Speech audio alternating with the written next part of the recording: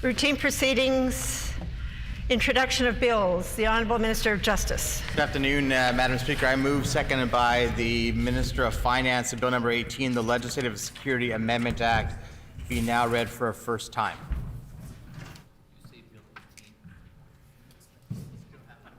It has been moved by the Honourable Minister of Justice, seconded by the Honourable Minister of Finance, that Bill number 18, the Legislative Security Amendment Act, be now read a first time. The Honourable Minister of Justice. Thank you very much, Madam Speaker. The Legislative Security Amendment Act will enhance security at the Manitoba Legislature for all those who visit, work, and tour the provincial seat of democracy in Manitoba.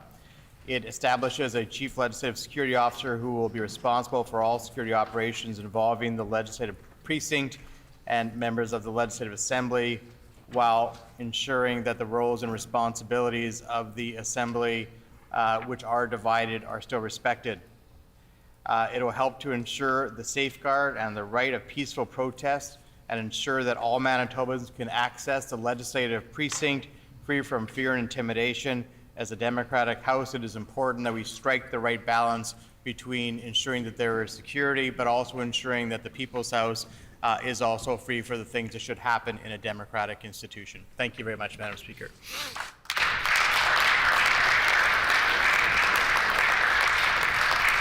Is it the pleasure of the House to adopt the motion? Agreed? Agreed and so ordered. The Honourable Minister of Justice. Thank you, Madam Speaker. I move, seconded by the Minister of Finance, that Bill number 23, the Reducing Red Tape and Improving Services Act 2022, be now read for a first time. It has been moved by the Honourable Minister of Justice, seconded by the Honourable Minister of Finance, that Bill number 23, the Reducing Red Tape and Improving Services Act 2022, be now read a first time. The Honourable Minister of Justice. Thank you very much, Madam Speaker. This bill amends 10 statutes to reduce or eliminate regulatory requirements and to streamline government and provincial services that support Manitoba residents and organizations. It also incorporates the learnings of the last couple of years when it comes to issues of electronic filing or virtual meetings. The Manitoba government remains committed to the annual reporting of Reducing Red Tape and Improving Services Act, so the departments and government agencies are able to propose legislative amendments that remove red tape and improve services for all Manitobans. Is it the pleasure of the House to adopt the motion? Agreed? Agreed and so ordered. The Honourable Minister of Labour. Thank you, Madam Speaker. I move, seconded by the Minister of Municipal Relations, that Bill number 24, the Real Property Valuation Board and related amendments, be now read a first time.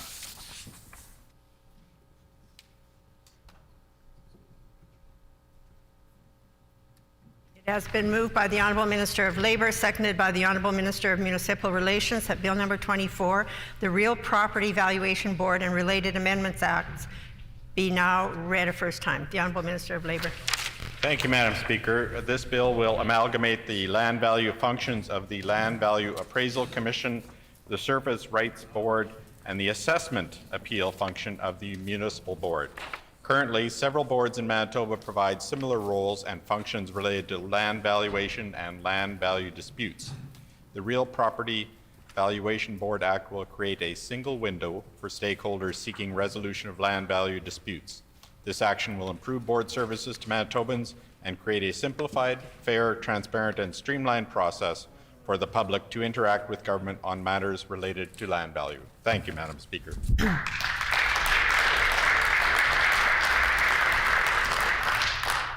Are there any further introduction of bill? Oh, sorry. Is it the pleasure of the House to adopt the motion? Agreed? Agreed and so ordered.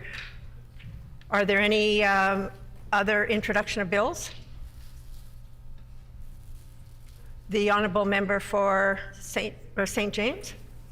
Thank you, Madam Speaker. I move, seconded by the member for Wolseley, that Bill number 218, the Residential Tenancies Amendment Act, Loi modifiant la loi sur la location à l'usage d'habitation, be now read for a first time.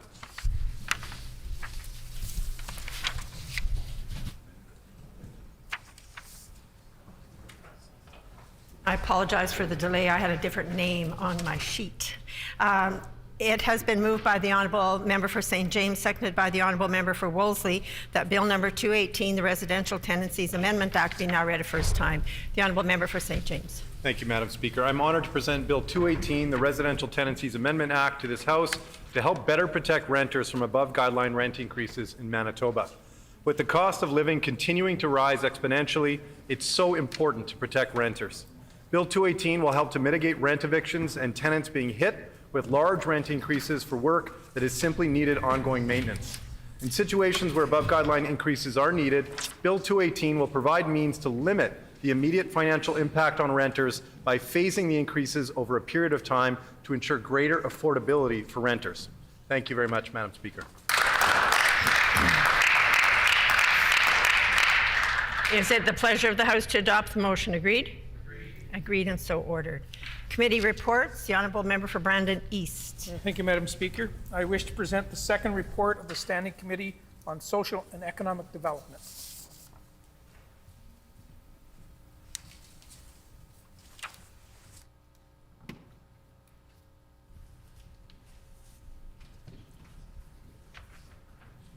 Your Standing Committee on Social Dispense. and Economic. The Honourable Member for Brandon East. Madam Speaker, I move, seconded by the Honourable Member for Riding Mountain, that the report of the committee be received.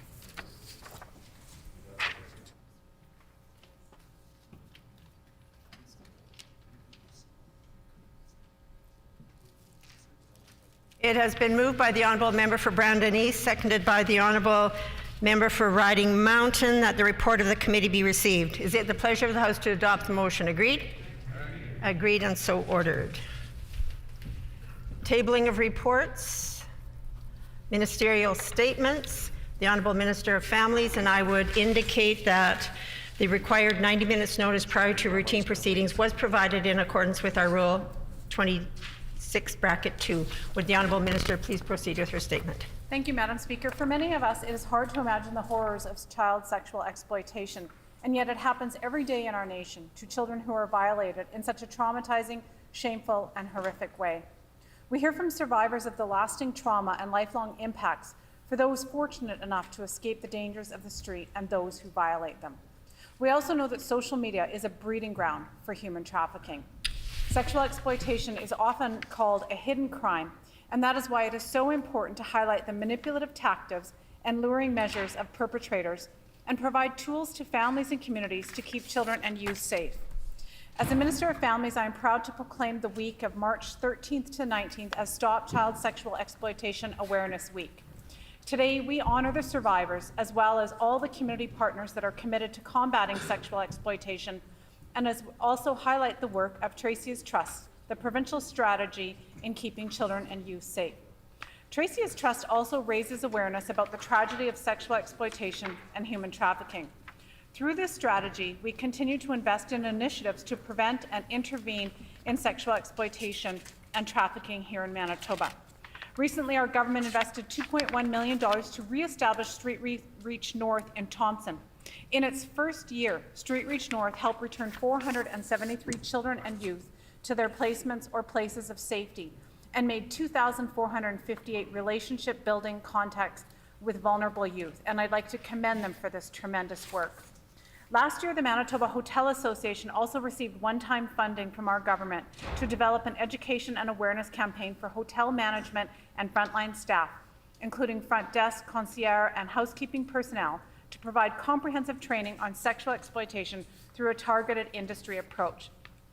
This campaign, led by the Manitoba Hotel Association in partnership with the Manitoba Tourism Education Council and the Government of Manitoba, developed the Keeping Kids Safe training program, which helps all employees recognize the signs of child sexual exploitation occurring in hotels. We also know that in Manitoba, a disproportionate number of Indigenous girls and boys continue to be exploited in the sex trade. We know that exploitation is not being detected early enough and is further legitimized through pop culture and social norms. These findings are reflected in Manitoba research, as well as the work of the National Inquiry into Missing and Murdered Indigenous Women and Girls. From this research, we know that this is a complex issue that is rooted in colonization, intergenerational trauma, and racism, as identified by the Truth and Reconciliation Commission. These findings illustrate the importance and need for collaborative partnerships to combat child sexual exploitation and bring about change.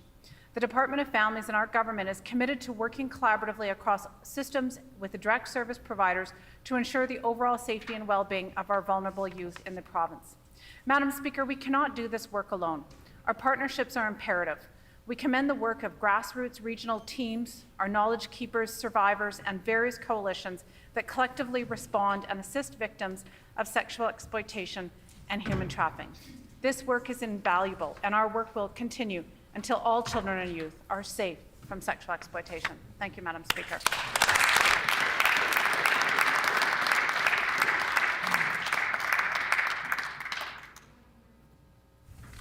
The honourable member for St. John's. Miigwech, Madam Speaker. This week is Manitoba's Stop Child Sexual Exploitation Awareness Week. Declared in 2008, this week was born out of the tragic death of Tracia Owens, age 14, who died in August of 2005 to suicide, Madam Speaker. And the inquest that followed, which found Tracia had been sexually exploited and fell through the myriad of gaps in service. In August of 2007, the body of 17-year-old Vanessa Briere was found on the northern edge of Winnipeg. Vanessa, like Tracia, was also sexually exploited and also fell through the cracks of various systems. Cherise Houle, Angel Wilson, Tina Fontaine, and many, many more, all young Indigenous girls, vulnerable, exploited, and ultimately murdered.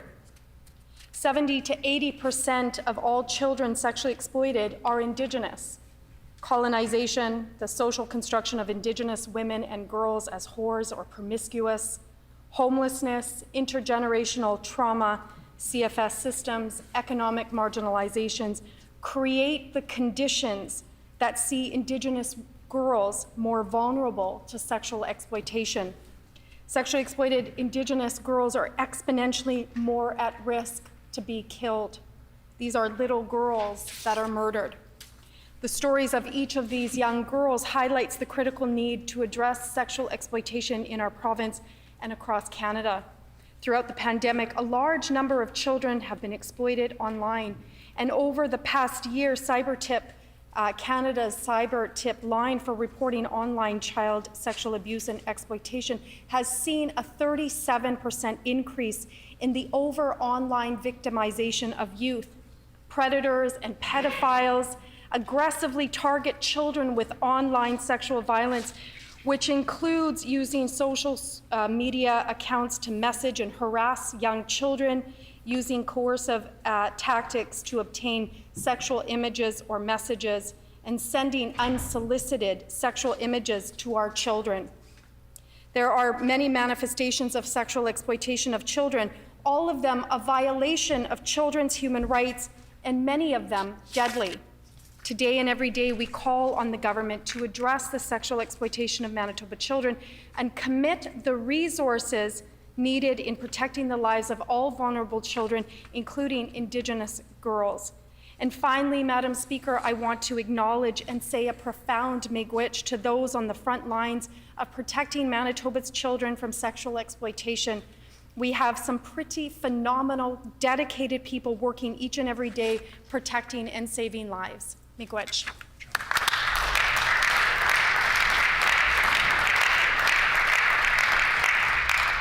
The honourable member for Tyndall Park. Thank you, Madam Speaker. I ask for leave to respond to the ministerial statement. Does the member have leave to respond to the statement? Leave has been granted. The honourable member for Tyndall Park. Madam Speaker, and I'd like to thank the Minister for bringing forward today's statement. Madam Speaker, child sexual exploitation and trafficking is a horrific problem that is consistently high here in Manitoba. Something that many of us can do as a society is ensure we are taking the issue of sexual exploitation seriously. Currently, we know that there are obstacles when people are seeking health, justice, and most importantly, healing. Through my education, I've had to take specialized courses about trauma. And Madam Speaker, I've learned so much about how trauma can... Order. The member's mic might have been, the sound might have dropped. Can she just repeat the last few words? I've had the opportunity to take some specialized courses about trauma, and Madam Speaker, I've learned so much about how trauma can present very differently from person to person and how impactful and life-changing it can be.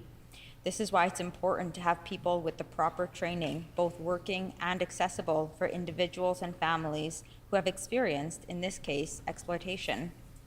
Madam Speaker, we need to have preventative measures and programs in place here in Manitoba, and we have many ways to do this through our justice and health departments. For example, more programs like the Toba Centre for Children and Youth, used to be known as the Snowflake Place.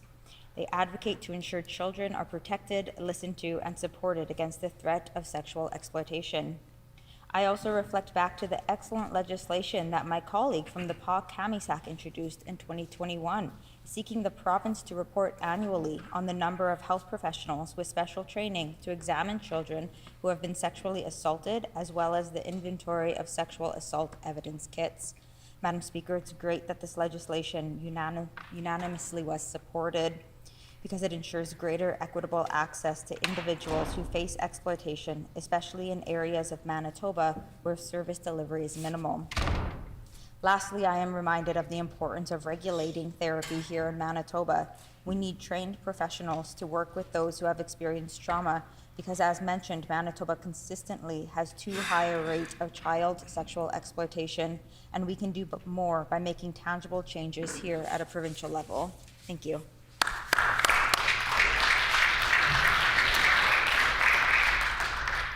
Member statements. The honourable member for Seine River.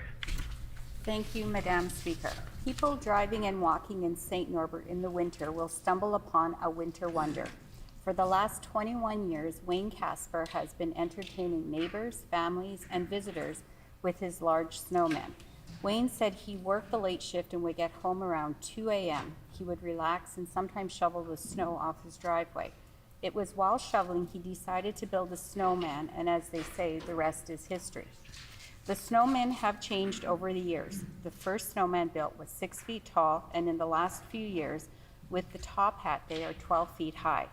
All the accessories are repurposed items that Wayne has on hand. The scarves and earmuffs are made from blankets, the eyelashes are from weeping tile, and the top hat is constructed of cardboard on a plywood base. 6 years ago, he started to alphabetically name his snowman after family and friends. This year, with the extra snowfall and being recently retired, Wayne decided to build a partner for his snowman. Passers-by have the pleasure of taking pictures with two snow people, Fern and Doris, named after his in-laws. Wayne plans on building a snowman for many years and hopes one day to get to the letter W in the alphabet so he can have a snowman named after himself. The snowmen have become an expected winter sight for neighbors, and his snowmen have been featured in local papers and on the Last Snowman Winnipeg site. Visitors from many areas come to pose and take selfies with the snowman. Wayne says he has had many people share their photos with friends and family members in other countries. I'd like to thank Wayne for his creativity and for putting smiles on the faces of children, both young and old.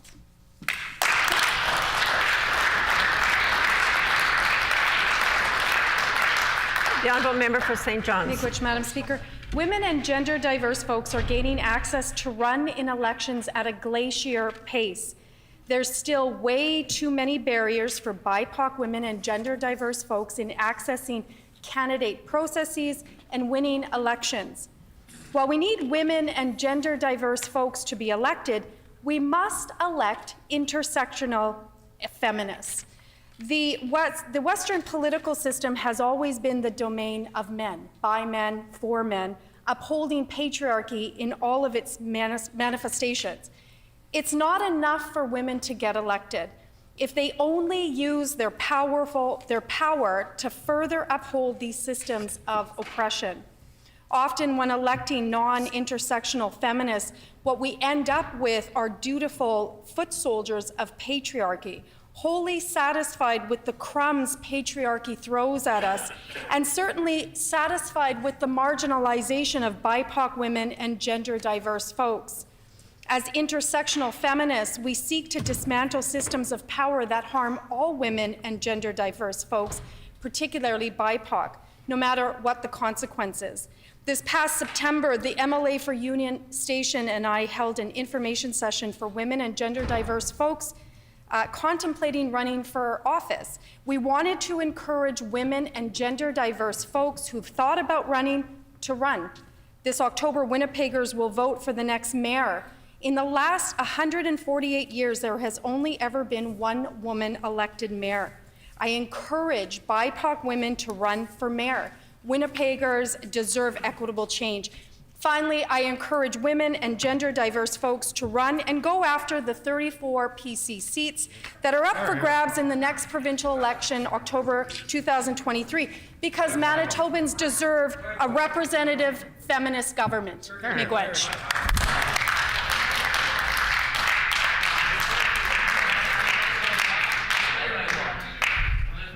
The honourable member from McPhillips. Order. Order. The honourable member from McPhillips. Madam Speaker, it gives me great pleasure to recognize the Executive Board of Directors for the Canadian Polish Congress Manitoba branch for their assistance in helping to provide humanitarian aid to the families forced to leave their homes in Ukraine. The recent events occurring in Ukraine have hurt many innocent people. Civilians are dying, belongings, housing, daycare, schools, and infrastructure are being destroyed by Russian advances. The people of Ukraine need our help. They need anything that may help them to survive. The Executive Board of the Canadian Polish Congress Manitoba branch is supporting the Ukrainian Canadian Congress in Manitoba in their endeavor to provide humanitarian assistance to people who are starting to flee their homes. They have partnered with a parish in Kyiv to send funds directly to the parishioners who cannot leave or have chosen to stay in the capital. These funds will go directly to provide food, medical supplies, and any immediate needs of those individuals. The Canadian Polish Congress is working with the Ukrainian Congress in Manitoba on developing a coalition with various community groups to assist with fundraising across Manitoba. The Polish community stands with the Ukrainian people in the hope that Ukraine will remain safe, that its citizens will be able to enjoy all the privileges of a free nation. The Executive Board of Directors of the Canadian Polish Congress Manitoba branch have been and continue to be hardworking and dedicated volunteers. They have been visionaries and leaders in providing quality services for our communities and abroad. Please join me in thanking the volunteers of the Executive Board of the Canadian Polish Congress Manitoba branch, President Jolanta Gronsky, Vice President Chris Halachib, and Second Vice President Jakub Gubila for their continued vision and hard work on behalf of the Polish community in Manitoba. Slava Ukraine. Thank you, Madam Speaker.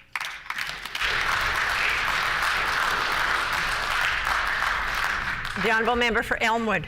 Thank you, Madam Speaker. The North American-wide spike in catalytic converter and scrap metal theft continue to escalate all over Manitoba. In the past year, there was a whopping 450% increase in catalytic converter thefts. MPI reports catalytic converter claims spiked in 2020 from 400 to 2,200 in 2021. As the government's Bill 9 proceeds through the legislative process, the government needs to consider improvements to avoid the Alberta experience where catalytic thefts substantially increased after legislation was brought in. In Edmonton, there were 2,484 reported catalytic converter thefts between November 1, 2020 and October 31, 2021, an increase from 1,697 over the same period the previous year. In Calgary, the converter theft rose from 300 reported thefts in 2020 to 1,014 up until only August of 2021. For the government's legislation to have meaningful effect, an effective and accessible online registry is needed with photo posting requirements.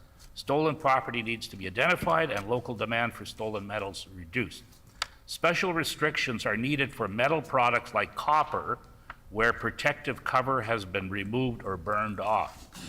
Resources need to be added to the Safer Communities and Neighborhoods Act so they can do necessary investigations and enforcement. The government also needs to build in incentives to engrave VIN numbers on catalytic converters for ID purposes. For example, MPIC could give credits for this feature. Bill 9 is a first good step but more work needs to be done.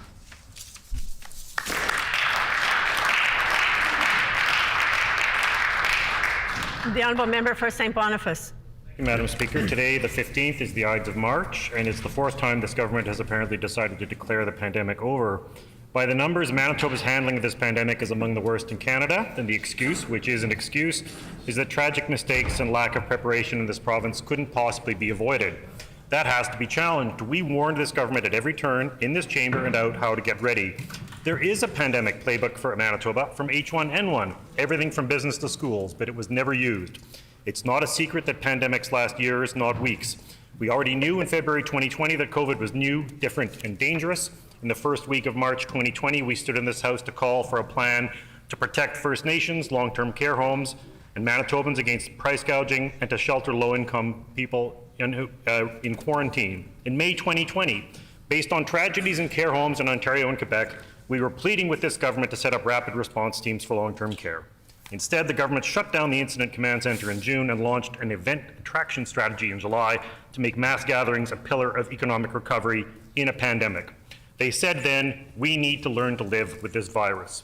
That summer, every single week, every single MLA got an email from the Long-Term and Continuing Care Association in Manitoba pleading with government and shared health to put money into basic infection control because 15 years of freezes left them unable to cope. Cases were soaring across the U.S., but this government stuck its head in the sand. In the fall of 2020, instead of getting ready for a second wave, the government launched yet another disruptive overhaul of healthcare. And it happened again and again. At the beginning of April last year, when we asked whether we were sleepwalking into a third wave, the former premier scoffed, and weeks later, our healthcare system collapsed. Every wave since the first has been worse than the worst-case scenario. That is a devastating indictment of this government's inability to learn from its own mistakes. And I know why this government wants to turn the page, but I can't forget the emails and calls of family who lost loved ones at the Maples after we begged for more staff. Today, lots of more people are warning we should keep masks and pushing for more vaccine boosters. Emotionally, we're all done with COVID. That doesn't mean it's done with us. To say coulda, woulda, shoulda is pure denial. The honourable member's time has expired.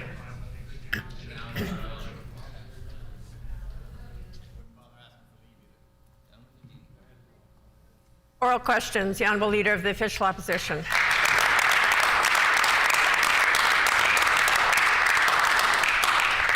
Madam Speaker, Crystal Musso's life mattered. She is dearly missed by her friends, family, and her children. We now know, of course, that the government will not call an inquest into her death. But new information is coming to light from the critical incident investigation into her death, and this information is very concerning. The company contracted to transport Crystal out of province used staff that did not have the proper training and used vehicles that did not have the right equipment to care for ICU patients. I'll table a document that lays this out. Does the Premier agree that a team transporting ICU patients should have the necessary training and equipment to do so safely?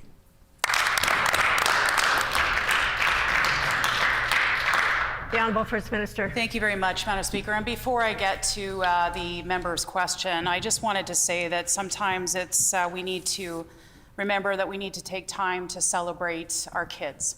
And last night, it was a proud mom moment for me. It was a proud parent moment for both my husband and I when we were at a hockey rink in Selkirk, and Tommy and his high school hockey team were playing the St. Paul's Crusaders, and they defeated the Westwood Warriors to become the Manitoba Provincial High School Hockey Champions. Madam Speaker, I just want to congratulate Tommy, all his team members, and the coach Andrew Harder for their victory last night. Madam Speaker, it's an exciting day for our family, and just thank you for the opportunity to say a few words about that, Madam Speaker. What I will say, Madam Speaker, with respect to this, of course, I did, the member opposite asked these questions yesterday. The member's time has expired.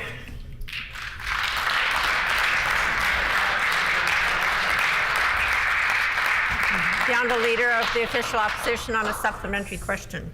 Crystal Musso's children will not be able to have their mother at the important moments of their lives. And that's why we're bringing these questions forward. This is new information that I'm sharing with the House today. The critical incident report into her death makes clear that the company transporting Crystal used staff that did not have the proper training to care for ICU patients. That is deeply concerning, especially because the CME, the Chief Medical Examiner, said that there is no mystery here. But that's simply not true. A reasonable person looking at the critical incident investigation would ask whether Crystal might still be alive today if the team training or the team caring for her had the proper training. Does the Premier agree that an inquest is necessary to explain the discrepancy between the critical incident investigation that said that there was no training and the Chief Medical Examiner who makes no mention of this issue? The Honourable First Minister. Very much, Madam Speaker, and of course our condolences go out to the family of Crystal, and this is a very serious issue, Madam Speaker. And members opposite know that sometimes in our first questions we have the liberty as leaders to be able to address other issues. Of course, we will address these very important issues as I am right now. So from the letter from the Chief Medical Examiner, it says, and I quote, "Healthcare systems across the world have been overwhelmed at times by surges of COVID patients, and all have had to take the unprecedented step of making contingency plans for triage patients in the event that critical care capacity was exceeded. Manitoba was no exception, Madam Speaker." This is what's happening across the country. This is what happened across the country, Madam Speaker. There are various things that needed to be taken place. Those decisions are being made by medical professionals, as well as in this case by the Chief Medical Examiner, Madam Speaker.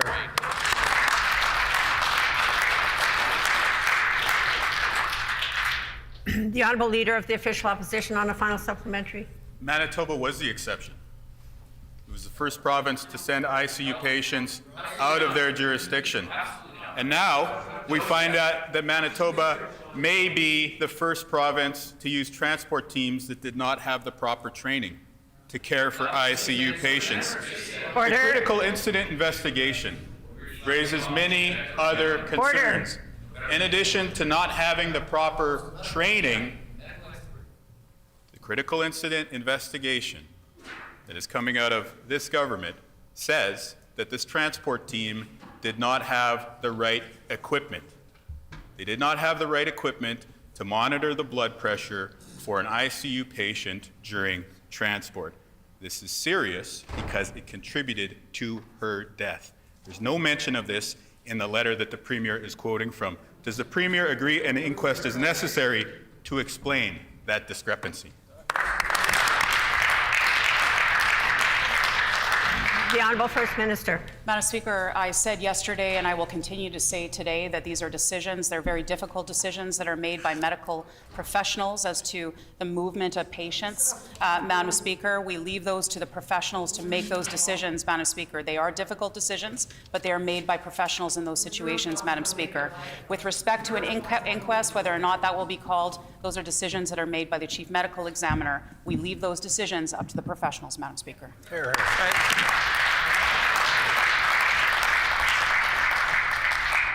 The Honourable Leader of the Official Opposition on a new question. Madam Speaker, let's be clear.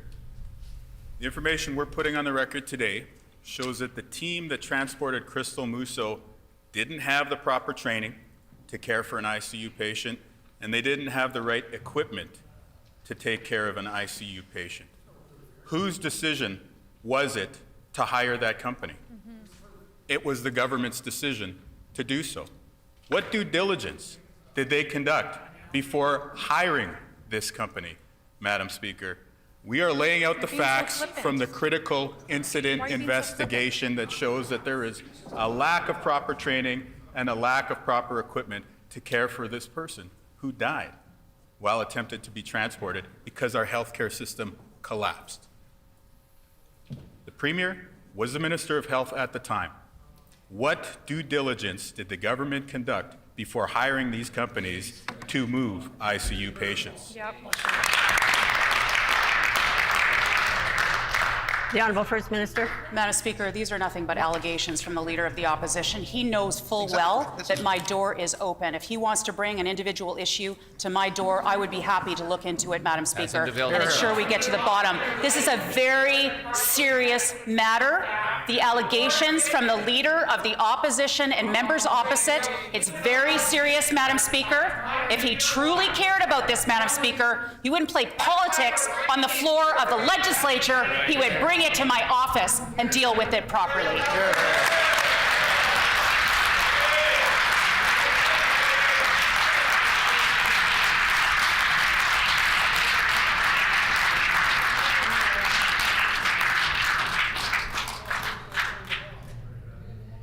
The Honourable Leader of the Official Opposition on a supplementary question.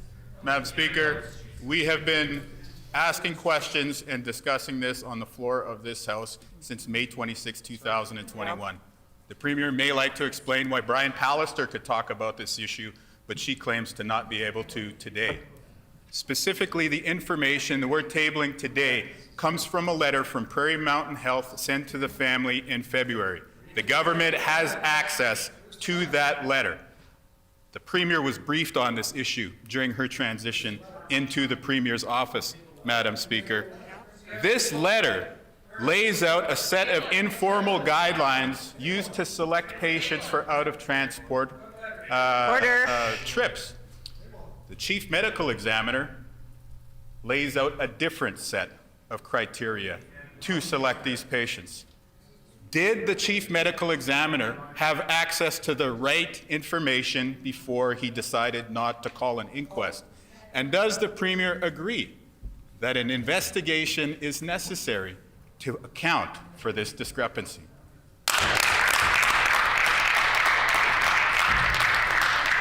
The Honourable First Minister. Speaker, the Leader of the Opposition is referring to a letter that he hasn't tabled, so he is referring to it. He's probably quoting from it. Madam Speaker, I would ask him please to table that letter for us today.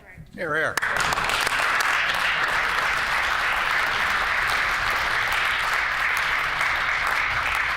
The Honourable Leader of the Official Opposition on a final supplementary. Madam Speaker, I asked the former Premier, Brian Pallister, about this. I asked him if the staff who transported Crystal Musso had the capacity. Order. I asked Mr. Pallister if they had the right training and the right equipment to care for ICU patients in this very chamber in May of 2021. And he responded on the record. He said, quote, "They do, or our health experts would not be using their services," end quote. That now appears to be untrue. It is contradicted by the results of the critical incident report, which we are sharing information from here today. They lack the training, they lack the equipment. This leaves serious unanswered questions. Does the Premier agree that there needs to be an investigation, an inquest, to resolve these discrepancies?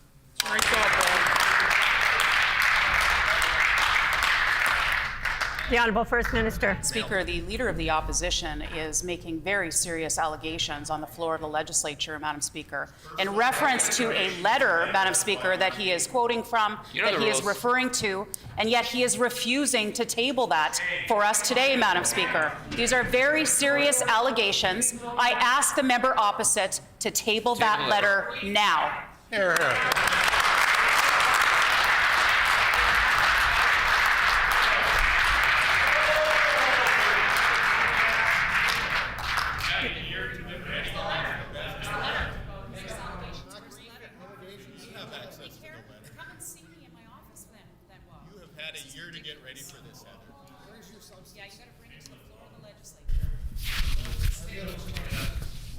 Order.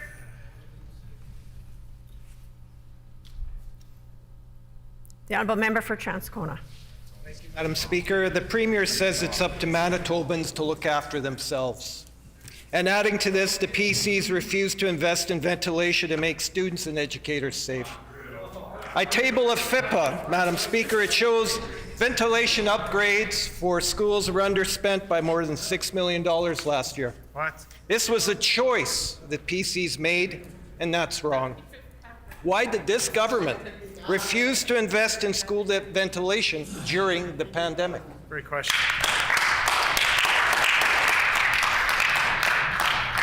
The Honourable Minister of Education.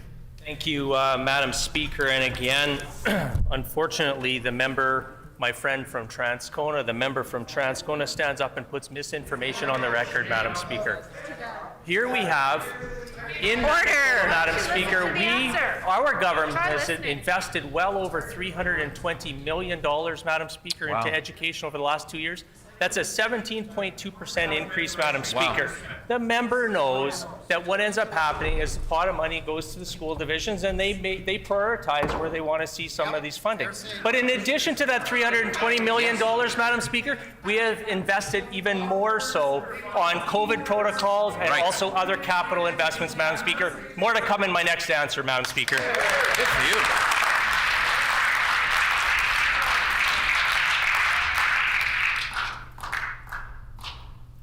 The Honourable Member for Transcona on a supplementary Thank you, Madam question. Speaker. Manitobans deserve a government that cares about ventilation in schools.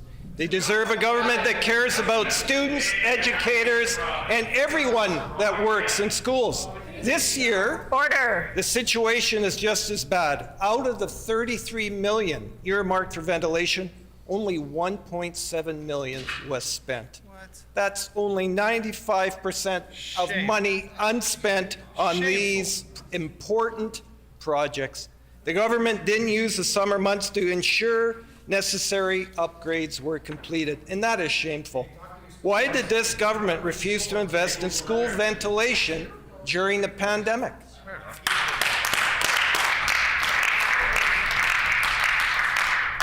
The Honourable Minister of Education. Thank you, Madam Speaker. It looked like the member wanted to keep going on his line of questioning, putting misinformation on the record, Madam Speaker.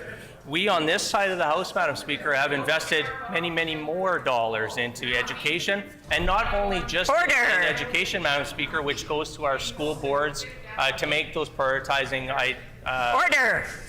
decisions, Madam Speaker. I know that the member mentioned something about like 1.4 or something.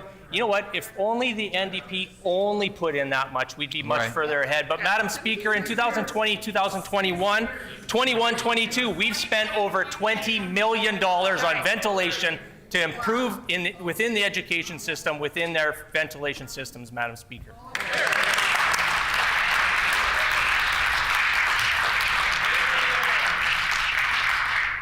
The Honourable Member for Transcona on a final supplementary. Thank you, Madam Speaker. This government has had the worst pandemic response in the country, and we have that evidence in black and white every day. We hear coulda, woulda, shoulda as part of their election campaign. And these FIPA documents, Madam Speaker, show how this government refused to invest in making kids and schools safer environments. Millions of dollars in ventilation systems were left unspent.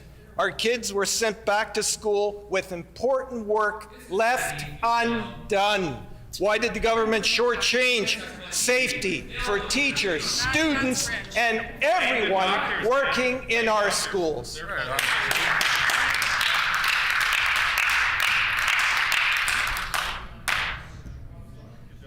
The Honourable Minister of Education. Madam Speaker, we on this side of the House, the PC government, have contributed more than double than any Western province to education system in COVID response, Madam Speaker. Again, I mentioned $320 million over the last 2 years.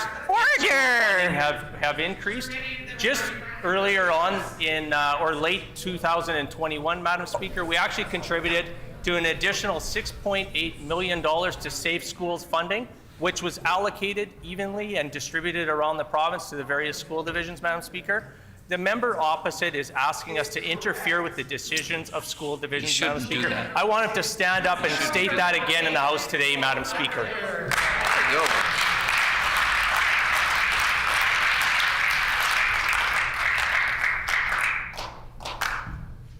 The The honourable member for St. John's. Thank you much, Madam Speaker. Just like Brian Pallister, the Premier thinks that she can play by her own rules. Yep. She doesn't follow the conflict rules when it comes to government contracts. She thinks that she can just sit back and relax on the weekends while frontline healthcare workers work mandatory overtime. She forgets to disclose $31 million in property sales. She called it an oversight, Madam Speaker, but she didn't apologize to Manitobans for it. I'll give her the opportunity today. There it is. Will the Premier admit her mistakes and apologize to Manitobans for breaking the conflict law rules? That's generous.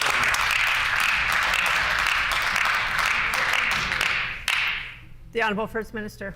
The members opposite, there seems to be a theme there today, all sorts of allegations with no facts to actually back them up, Madam Speaker. This member there's no facts, there's no basis for her allegations. What she should do is stand up and apologize for misleading this House.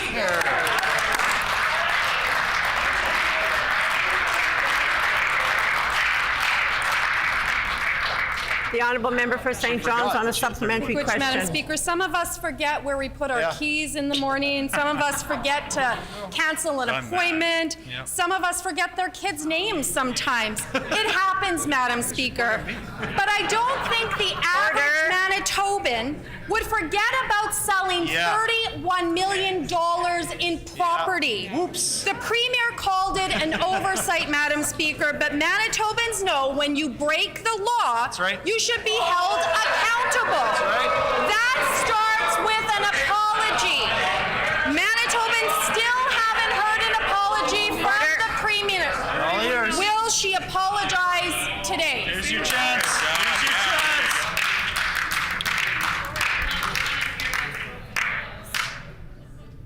The honourable minister for the status of women. Thank you very much, Madam Speaker. And if the self-proclaimed feminist from St. John's was really interested in getting more women involved in politics, which is what she said in her earlier statement, she could say to her friend from Point Douglas to stop telling women to sit down and shut up when they're speaking. If the self-proclaimed feminist from St. John's was really interested in getting more women to run for office, maybe she could tell her other colleague to stop calling women mean girls in this office. Those are measures that would go a long way to bringing more women and civility to this chamber than having the member for Point Douglas chirping and yelling at women when they're standing up trying to speak.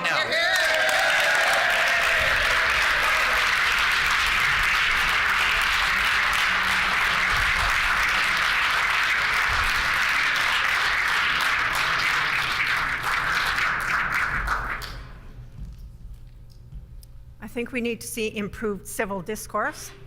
And in the last few questions and answers, I have having difficulty hearing, and there is a lot of shouting across the way and a lot of noise throughout the chamber. I am going to start to, I'm giving you a warning right now that basically I want you to show respect for questions and answers. You may not like the questions and you may not like the answers, but that's everybody's privilege to ask and answer the way they are answering. So you may not like it, but that's how this works. And yelling to somebody, trying to shout them down, isn't going to change their questions or answers. So let's have some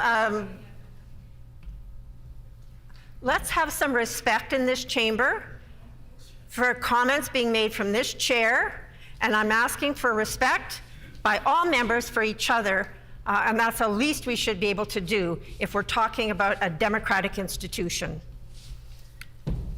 The honourable member for St. John's on a final supplementary. Miigwech, Madam Speaker, the Premier sold $31 of real estate without disclosing it as the law requires. Our Conflict of Interest Act explicitly states that a member must file a disclosure statement within 60 days of a sale like this. Was there anything disclosed by the Premier? No. Nope. Has there been an apology to the Premier, from the Premier to Manitobans? Nope. Nope. The Premier thinks that she can play by her own rules like her best buddy, Brian Pallister, but that's wrong, Madam Speaker. Manitobans deserve better. Will the Premier apologize to Manitobans for failing to disclose $31 million in real estate sales today? Yeah.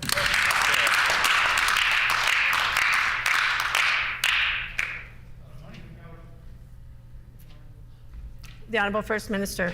Madam Speaker, while the member and members opposite continue their smear campaign against me and my family, I will continue to do what I was elected to do, and that is to ensure that we make a better province here for Manitoba.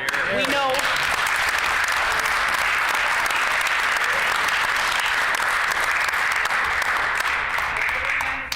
well, the members opposite will continue along this line of questioning, Madam Speaker, and the smear campaign, Madam Speaker, where they continue along the lines of negativity about our province. We will continue to talk about the hope and opportunity that lies ahead for all Manitobans in this great province of ours.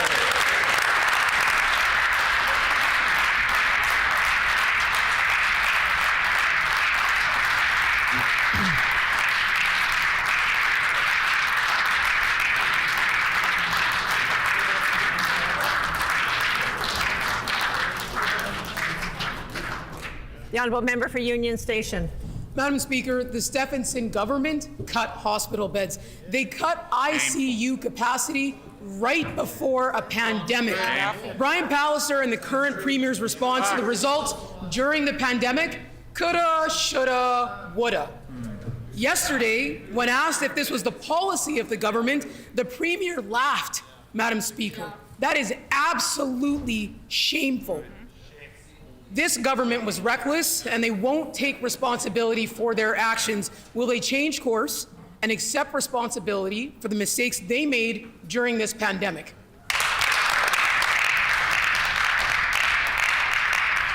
The Honourable Minister of Health. Thank you, Madam Speaker, and it gives me great pleasure to rise in the House today to put some facts on the record, Madam Speaker. $1.18 billion in 2021 for COVID-19 costs, $6.98 billion overall funded, an increase of $156 million from last year. Again, Madam Speaker, the largest health budget in Manitoba history. Madam Speaker, we will continue to do what is in the best interest for all Manitobans.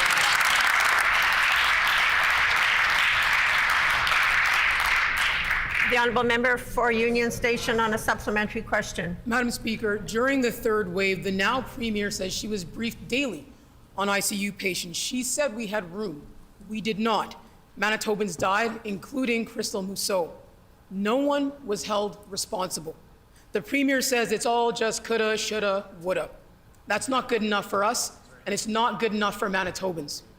This government needs to accept responsibility for the mistakes made during this pandemic, and they need to apologize for this flippant and disrespectful PC talking point. Will they do so today? Good question.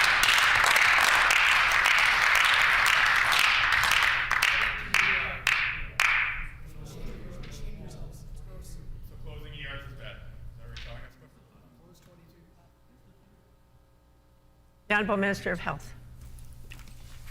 Madam Speaker, the disrespect is the disrespect that I see that continues from 2016 when I was a candidate in Fort Rouge running against the Leader of the Opposition. He's groomed his team very well to continue that disrespect. Bullying me as a candidate from the corner of River and Osborne. Coming into this chamber to discredit the good work of 3 Canadian Red Cross nurses, and that disrespect towards women continues with the baseless accusations, Madam Speaker, that are being levied against the Premier. And then on International Women's Day to continue it again, Madam Speaker, calling us mean girls, singing songs about Stand By Your Man. They are just not ready.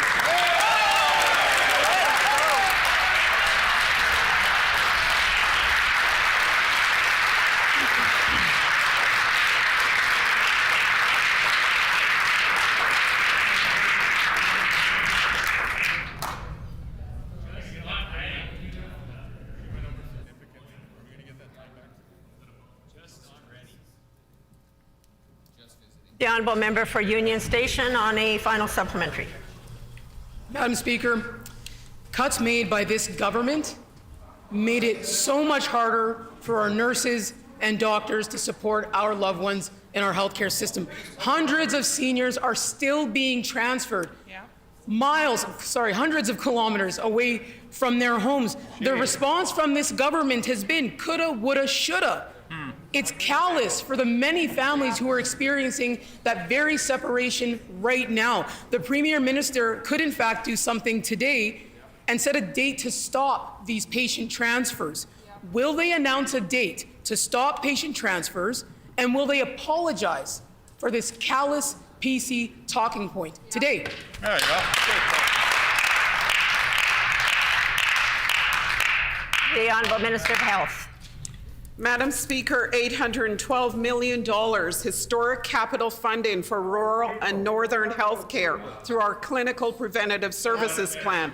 $50 million, Madam Speaker, to address the diagnostic and surgical backlog. $23 million for cancer treatments. $2.7 million for dialysis treatments. And for the first time in Manitoba history, $6 million for diabetes funding for continuous and flash glucose monitors and insulin pumps.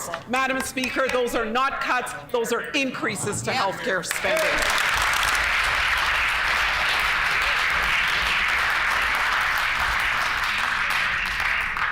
The Honourable Member for Kiewit-Nook. Thank you, Madam Speaker. The PC government abandoned the Turning the Page agreement with the Manitoba Métis Federation. This government's actions around this matter resulted in the entire board of Manitoba Hydro resigning in protest. This was a shameful chapter in this government's tenure. This government needs to change course, and they can do so by returning to the table in good faith with the Manitoba Métis Federation. Will they do so today?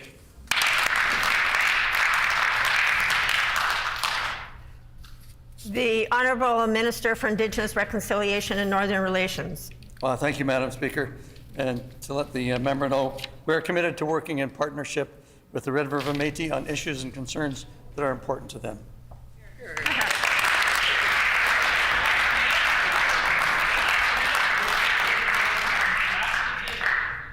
The Honourable Member for Kiewit-Nook on a supplementary question. Thank you, Madam Speaker. This government has chosen division. They have set the path of reconciliation backwards. They supported ripping up the Turning the Page agreement. Their approach resulted in the resignation of the entire board of Manitoba Hydro. We need a new approach in a spirit of reconciliation that requires returning to the table. It requires making a commitment to negotiating and signing agreements in good faith with the Manitoba Métis Federation. Why won't this government do that today?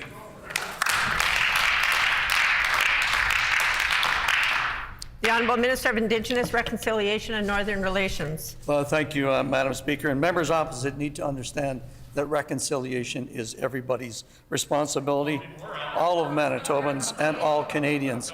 And we remain committed to advancing reconciliation through continued concrete, tangible initiatives. And we build on successful engagement with Indigenous nations. Order. We call on the members opposite to get on board with reconciliation.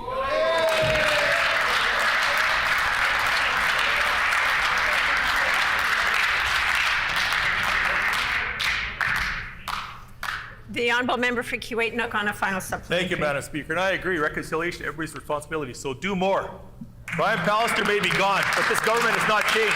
They chose conflict with the Manitoba Métis Federation. They supported ripping up the Turning the Page agreement. They went along with lawsuits to undo agreements made in good faith. This government can make a choice and make a commitment to real reconciliation. They can negotiate and sign agreements in good faith. Why won't this government and this minister do so today? The Honourable Minister of Indigenous Reconciliation and Northern Relations. Well, thank you, Madam Speaker, and just want to remind the member opposite that as a government, we have committed $3 million to the clan mothers for MMIWG survivors and affected women. And I want to put on the record that we have regular communication with the Red River Métis government, its ministers, and their president, David Chartrand. He calls me regularly, and we will continue to have the communication. And I always look forward to speaking to the President Chartrand.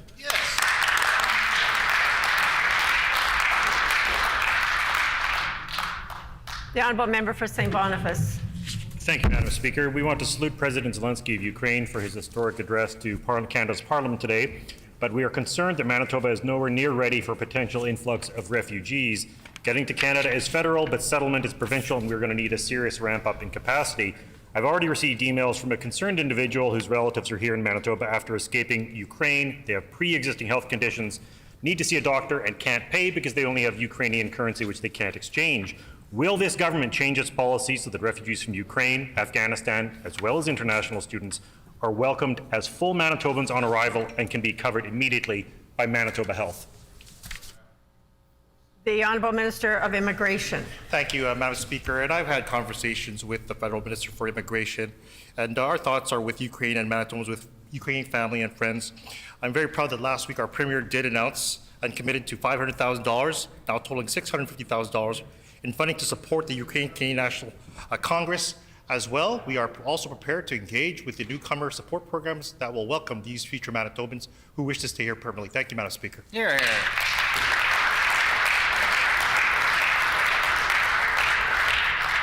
The Honourable Member for St. Boniface on a supplementary question. Thank you, Madam Speaker. The political unity around Ukraine has been truly inspiring, but beyond humanitarian aid in Ukraine, this government is going to have to invest immediately to help Ukrainians arriving here.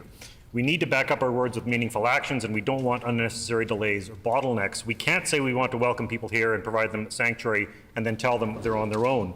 We all want this war to end in Ukraine's favor, but enormous rebuilding will be required before people can return. Will this government commit immediately to providing funding to UCC Manitoba Provincial Council specifically to expand settlement services to Ukrainians fleeing for their lives? The Honourable Minister of Immigration. Thank you, Madam Speaker, and I welcome the member to come to my office to discuss these issues that we can, productively engage on these matters. I just want to let him know that if he wasn't aware, I mentioned yesterday that a Ukraine Special Measures draw in our Provincial Nominee Program's website has been updated in place to expedite those wishing to come to our province. We know that there are Ukrainian citizens around the world that can't get to an embassy office. That's why we put this online, and that's why they have access to this, and that's why we're making special measures for the citizens of Ukraine. Thank you.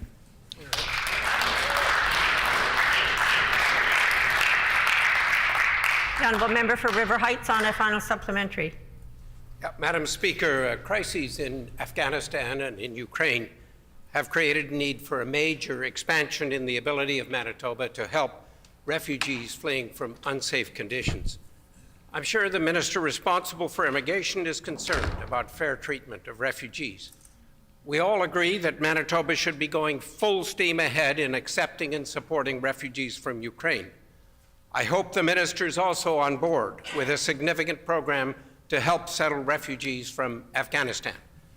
Will the government announce their plan for funding the major effort needed, and will it include provincial support for sponsorship agreement holders like Hospitality House, Akai Francophone, Welcome Place, and DIRCOM? The Honourable Minister of Immigration. Thank you, Madam Speaker. We live in a wonderful country. Very proud today to have met the crew of the HMCS Winnipeg, who defend the democracy and freedom of our country. May I remind them that there are many immigration streams federally and provincially. And may I remind them the refugee stream works with the federal government. But we will continue to work with the federal government to ensure we expedite those who need a safe haven here in our province. Thank you, Madam Speaker. Here, here. Good job.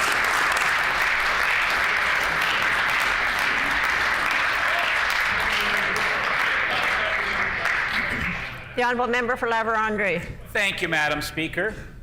Last week, our Premier committed an additional $500,000 to humanitarian aid for Ukraine, bringing the total to $650,000. This direct financial component is, of course, only one way in which Manitoba is stepping up to assist this assault on democracy as this assault on democracy continues. Can the Minister of Advanced Education, Skills and Immigration elaborate on the other ways in which Manitoba is offering aid, and specifically what is being done to welcome Ukrainians to Manitoba?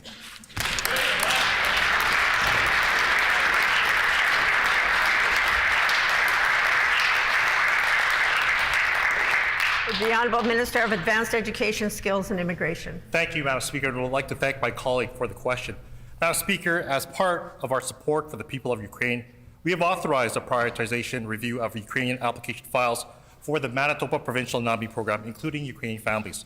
We've also flagged additional nominations that Manitoba has reviewed, endorsed, and nominated for review and approval for the federal government. I want to assure our Ukrainian friends that our government, under the leadership of our Premier, will do whatever we can to welcome as many Ukrainians as possible to stay in Manitoba. And that's why today, Madam Speaker, for any Ukrainian citizen applying for the provincial nominee program, our government will be waiving off the $500 fee. Thank you, Madam Speaker.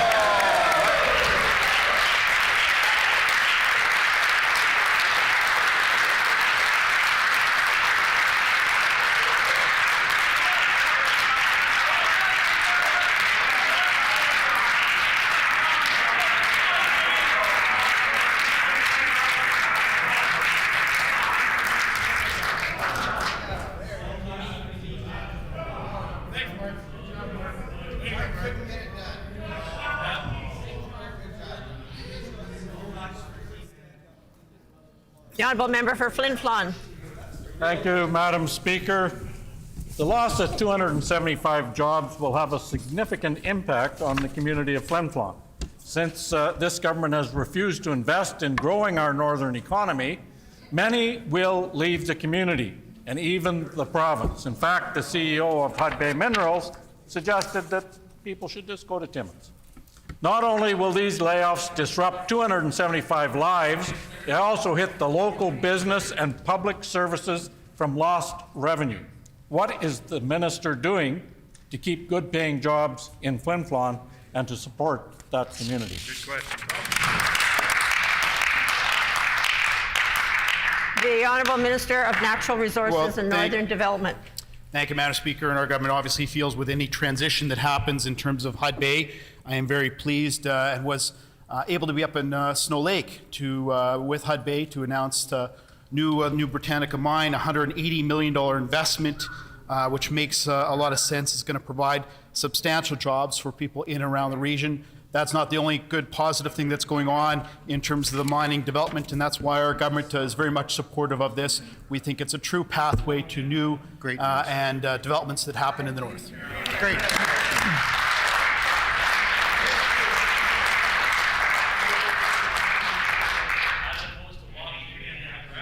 The honourable member for Flin Flon on a supplementary question. Thank you, Madam Speaker. Hudbay is Flin Flon's biggest employer. That will no longer be the case come May, when some workers will leave for Snow Lake and 275 or so more workers will find themselves unemployed. And yet, to date, the government has barely spent anything from the Manitoba Mineral Development Fund.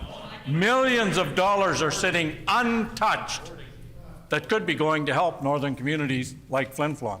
Will the Premier provide needed supports for the from the Community Reserve Fund to keep good-paying jobs in Flin Flon and the north?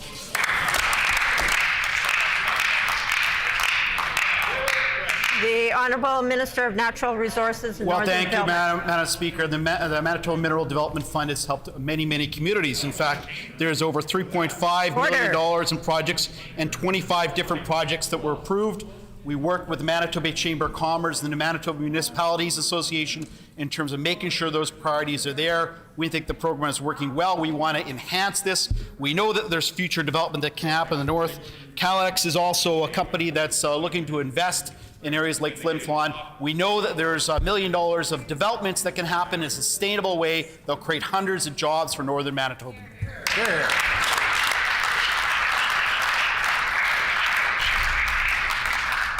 The time for oral questions has expired. Petitions.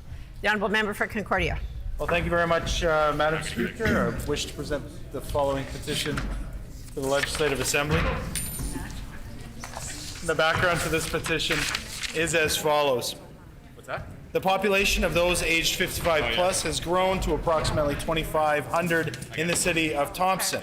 Number two, a large percentage of people in this age group require necessary medical foot care and treatment. Number three, a large percentage of those who are elderly and or diabetic are also living on low incomes. Number four, the Northern Regional Health Authority, the NRHA, previously provided essential medical foot care services to seniors and those living with diabetes until 2019, and then subsequently cut the program after the last two nurses filling those positions retired. Number 5, the number of seniors and those with diabetes has only continued to grow in Thompson and surrounding areas. Number 6, there is no adequate medical care available in the city and region, whereas the city of Winnipeg has 14 medical foot care centers. Number 7, the implications of inadequate or lack of podiatric care can lead to amputations. Number 8, the city of Thompson also serves as a regional health care service provider, and the need for foot care extends beyond those served in the capital city of the province. We petition the Legislative Assembly of Manitoba as follows: to urge the provincial government to provide the services of 2 nurses to restore essential medical foot care treatment to the city of Thompson effective April 1st, 2022. And this petition is signed by many Manitobans. In accordance with our Rule 132(6), when petitions are read, they are deemed to be received by the House. The Honourable Member for Union Station. Madam Speaker, I wish to present the following petition to the Legislative Assembly. To the Legislative Assembly of Manitoba, the background of this petition is as follows. 1, the population of those aged 55 plus has grown to approximately 2,500 in the city of Thompson. 2, a large percentage of people in this age group require necessary medical foot care and treatment. 3, a large percentage of those who are elderly and or diabetic are also living on low incomes. 4, the Northern Regional Health Authority, NRHA, previously provided essential medical foot care services to seniors and those living with diabetes until 2019, then subsequently cut the program after the last 2 nurses filling those positions retired. 5, the number of seniors and those with diabetes has only continued to grow in Thompson and surrounding areas. 6, there is no adequate medical care available in the city and region, whereas the city of Winnipeg has 14 medical foot care centers. 7, the implications of inadequate or lack of podiatric care can lead to amputations. 8, the city of Thompson also serves as a regional health care service provider, and the need for foot care extends beyond those just served in the capital city of the province. We petition the Legislative Assembly of Manitoba as follows: to urge the provincial government to provide the services of 2 nurses to restore essential medical foot care treatment to the city of Thompson effective April 1st, 2022. This has been signed by many Manitobans.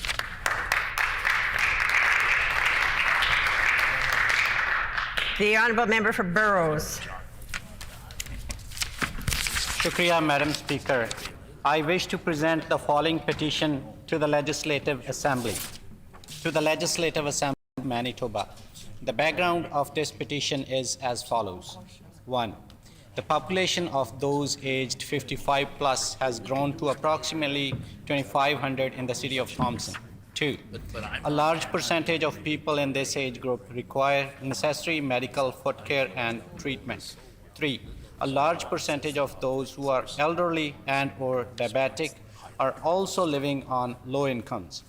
4, the Northern Regional Health Authority previously provided essential medical foot care services to seniors and those living with diabetes until 2019, then subsequently cut the program after the last 2 nurses filling those positions retired.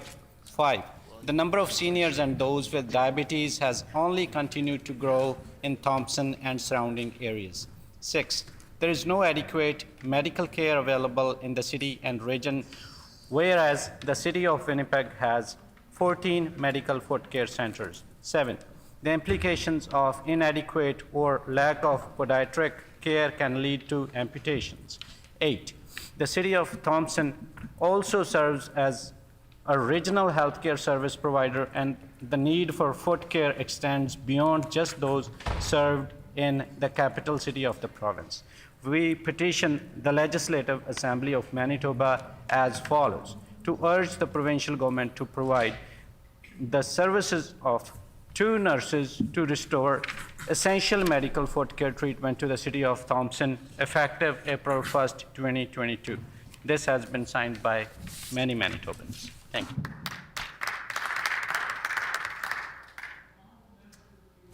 Thank you, Mr. Deputy Speaker. I wish to present the following petition to the Legislative Assembly.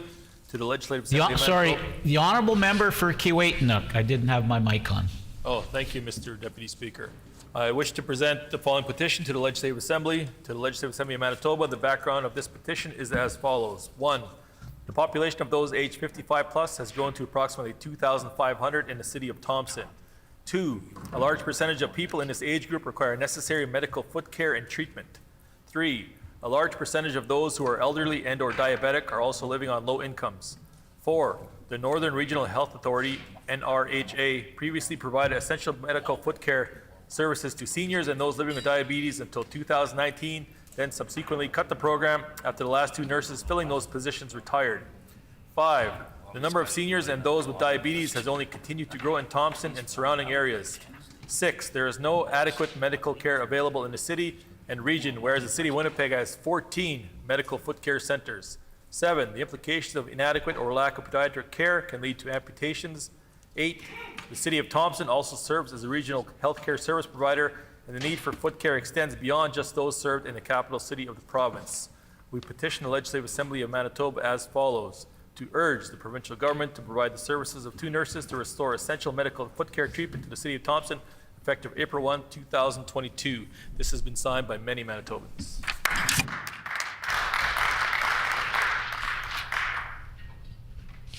The honourable member for Flin Flon. Thank you, Mr. Deputy Speaker. I wish to present the following petition to the Legislative Assembly of Manitoba. The background of this petition is as follows. Number 1, the population of those aged 55 plus has grown to approximately 2,500 in the city of Thompson. Number 2, a large percentage of people in this age group require necessary medical foot care and treatment. Number 3, a large percentage of those who are elderly and or diabetic are also living on low incomes. Number 4, the Northern Regional Health Authority, NRHA, previously provided essential medical foot care services to seniors and those living with diabetes until 2019, then subsequently cut the program after the last 2 nurses filling those positions retired. Number 5, the number of seniors and those living with diabetes has only continued to grow in Thompson and the surrounding areas. Number 6, there is no adequate medical care available in the city and region, whereas the city of Winnipeg has 14 medical foot care centers. Number 7, the implications of inadequate or lack of pediatric care can lead to amputations.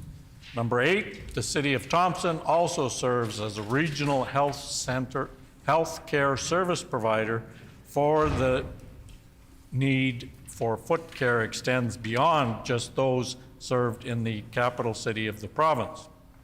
We petition the Legislative Assembly of Manitoba as follows: to urge the provincial government to provide the services of 2 nurses to restore essential medical foot care treatment to the city of Thompson, effective April 1, 2022. And this petition has been signed by Arlene Ferguson, Dale Ferguson, and Shuhart Gahi, and many other Manitobans. The honourable member for Elmwood. Thank you, Madam Speaker. I wish to present the following petition to the Legislative Assembly. The background to this petition is as follows. Number 1, until recently, diagnostic medical tests, including for blood and fluid samples, were available and accessible in most medical clinics. Number 2, Dynacare blood test labs have consolidated their blood and fluid testing services by closing 25 of its labs. Number 3, the provincial government has cut diagnostic testing at many clinic sites, and residents now have to travel to different locations to get their testing done, even for a simple blood test or urine sample. Number 4, further travel challenges for vulnerable and elderly residents of Northeast Winnipeg may result in fewer tests being done or delays in testing, with the attendant effects of increased healthcare costs and poorer individual patient outcomes. Number 5, COVID-19 emergency rules have resulted in long outdoor lineups, putting vulnerable residents at further risk in extreme weather, be it hot or cold. Moreover, these long lineups have resulted in longer wait times for services and poorer service in general. Number 6, Manitoba residents value the convenience and efficiency of the healthcare system when they're able to give their samples at the time of the doctor visit. We petition the Legislative Assembly as follows: to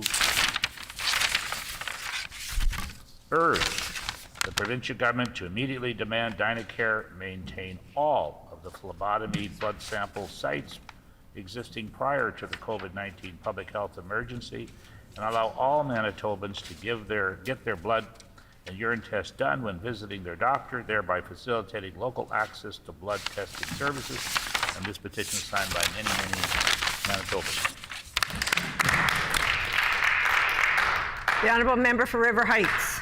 Yeah, Madam Speaker, I wish to present the following petition to the Legislative Assembly. The background to this petition is as follows. The Vivian Sands project is a proposed silica sand mine and processing plant to be built in the RM of Springfield. The overall project includes mining claims of over 85,000 hectares, making it the largest claim ever given to a single company in Manitoba's history. It is larger than the city of Winnipeg, which is 46,410 hectares. The amount of dry, solid sand mined produced per year, according to the EAP, is 1.36 million tons, and much of this sand will be used in fracking. A major concern of the proposed mine and plant is that if developed, it could contaminate the Sandilands aquifer, including both carbonate and sandstone aquifers, which covers much of southeastern Manitoba.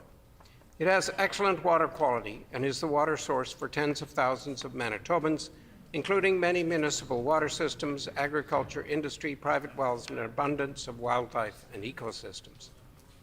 The sustainable yield of the combined sandstone and carbonate aquifers has still not yet been established by provincial authorities. The mine could cause leaching of acid and heavy metals and pollute the aquifer, as it will go down 200 feet into the Winnipeg Formation of the sandstone aquifer. There is concern that the shale, which separates the carbonate and sandstone aquifers, sand and pyritic oolite itself contains sulfides, will, when exposed to injected air from the Canwhite sands extraction process, turn to acid. An additional concern with the proposed mine and plant is the potential to pollute the Broken Head River and the aquatic food chain leading to Lake Winnipeg. Residents in the area have also expressed fears of being overexposed to silica dust during production, as there's been a demonstrated lack of safety and environmental procedures by the Canwhite Sands Corporation during the exploratory drilling phase. Signage and fencing has been poor. Identifying and required mine claim tags were missing, and there were no warning signs for silica dust exposure and no coverings to prevent exposure of the silica stockpiles to the elements. Residents' concerns include the fact that boreholes, which should have been promptly and properly sealed, were left open for a year. The drilling of hundreds of improperly sealed boreholes yearly creates significant risks of surface contamination, mixing of aquifer waters, and drainage of surface fecal matters into the aquifer. There is also a risk of subsidence around each borehole as a result of sand extraction. There are also potential transboundary issues that need to be addressed as the aquifers extend into Minnesota. The project should not proceed, as no licensing conditions and mitigation measures will alleviate the risk to all Manitobans and the environment, since Canwhite Sands Corporation plans to use an unprecedented mining technique with no established safe outcome. The corporation has gone on record indicating that it does not know how to mine for the silica in the water supply and need to develop a new extraction methodology that's never been done before. Contamination of the aquifers and the environment is irreversible, and there are many surface sources of high purity silica that can be extracted without endangering two essential regional aquifers. We petition the Legislative Assembly of Manitoba as follows: to urge the provincial government to undertake a combined review of the Vivian Sand Facility processing plant and the mining extraction portion of the operation as a Class 3 development, with a review by Manitoba's Clean Environment Commission to include public hearings and participant funding. to urge the provincial government to halt all activity at the mine and plant until the Clean Environment Commission review is completed and the project proposal has been thoroughly evaluated. Signed by Janet Nyland, Robert Chaput, Venice Jose, and many others. The Honourable Member for St. John's. Miigwech, Madam Speaker, I wish to present the following petition to the Legislative Assembly. The background to this petition is as follows. 1. Manitoba women, girls, two-spirit, genderqueer, non-binary, and trans persons deserve to be safe and supported when accessing abortion services. 2. Limited access to effective and safe abortion services contributes to detrimental outcomes and consequences for those seeking an abortion, as an estimated 25 million unsafe abortions occur worldwide each year. 3. The provincial government's reckless healthcare cuts have created inequity within the healthcare system, whereby access to the abortion pill, mifegammiso, and surgical abortions are less accessible for northern and rural individuals than individuals in southern Manitoba, as they face travel barriers to access the handful of non-urban healthcare professionals who are trained to provide medical abortions. 4. For over 5 years and over the administration of 3 failed health ministers, the provincial government operated under the pretense that reproductive health was not the responsibility of the Ministry of Health and Seniors Care, and shifted the responsibility to a secretariat with no policy, program, or financial authority within the healthcare system. 5, and for over 4 years, the provincial government has refused to support Bill 200, the Safe Access to Abortion Services Act, which will ensure the safety of Manitoba women, girls, two-spirit, genderqueer, non-binary, and trans persons in accessing abortion services, and the staff who provide such services by establishing buffer zones for anti-choice Manitobans around clinics. We petition the Legislative Assembly of Manitoba as follows: to urge the provincial government to immediately ensure effective and safe access to abortion services for individuals regardless of where they reside in Manitoba, and to ensure that buffer zones are immediately legislated. Signed by many Manitobans. Miigwech.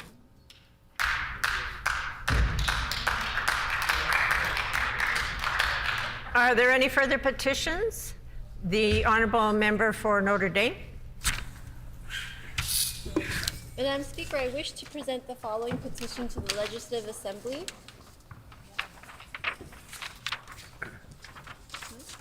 The background to this petition is as follows.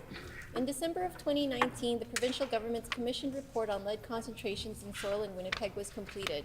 Number 2, the report found that 10 neighborhoods had concerning levels of lead concentration in their soil, including Centennial, Daniel McIntyre, Glen Elm Chalmers, North Point Douglas, River Osborne, Sargent Park, St. Boniface, the West End, Weston, and Wolseley Minto.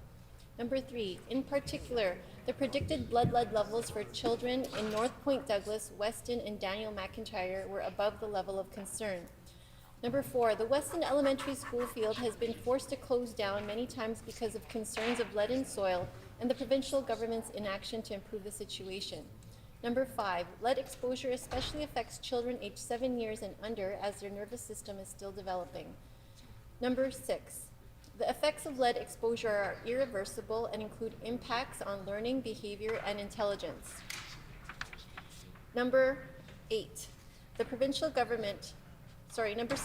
for adults, long-term lead exposure can contribute to high blood pressure, heart disease, kidney problems, and reproductive effects. Number 8, the provincial government currently has no comprehensive plan in place to deal with lead in soil, nor is there a broad advertising campaign educating residents on how they can reduce their risks of lead exposure. Number 9, instead, people in these areas continue to garden and work in the soil, and children continue to play in the dirt, often without any knowledge of the associated risks. We petition the Legislative Assembly of Manitoba as follows: to urge the provincial government to take action to reduce people's exposure to lead in Winnipeg, and to implement the recommendations proposed by the provincial government's independent review, including the creation of an action plan for the Western neighborhood, developing a lead awareness, communications, and outreach program, requisitioning a more in-depth study, and creating a tracking program for those tested for blood lead levels so that medical professionals can follow up with them. This has been signed by Chris D. Lavaro, Dennis Pichon, and Matt French, and many other Manitobans.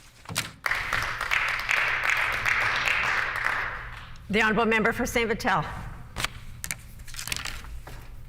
Thank you, Madam Speaker. I wish to present the following petition to the Legislative Assembly. To the Legislative Assembly of Manitoba.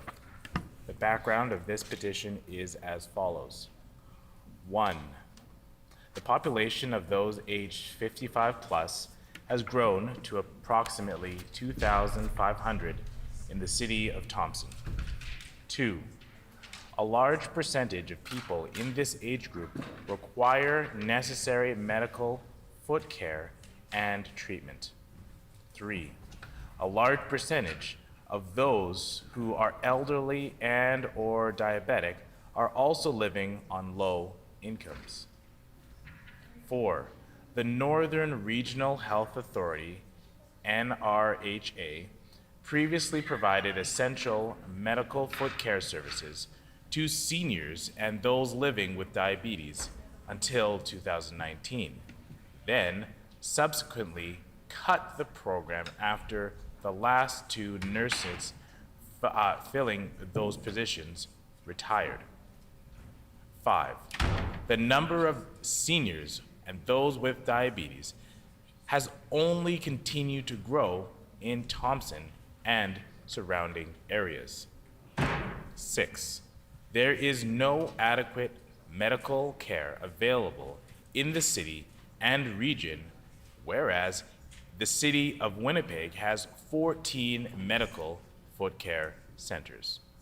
7.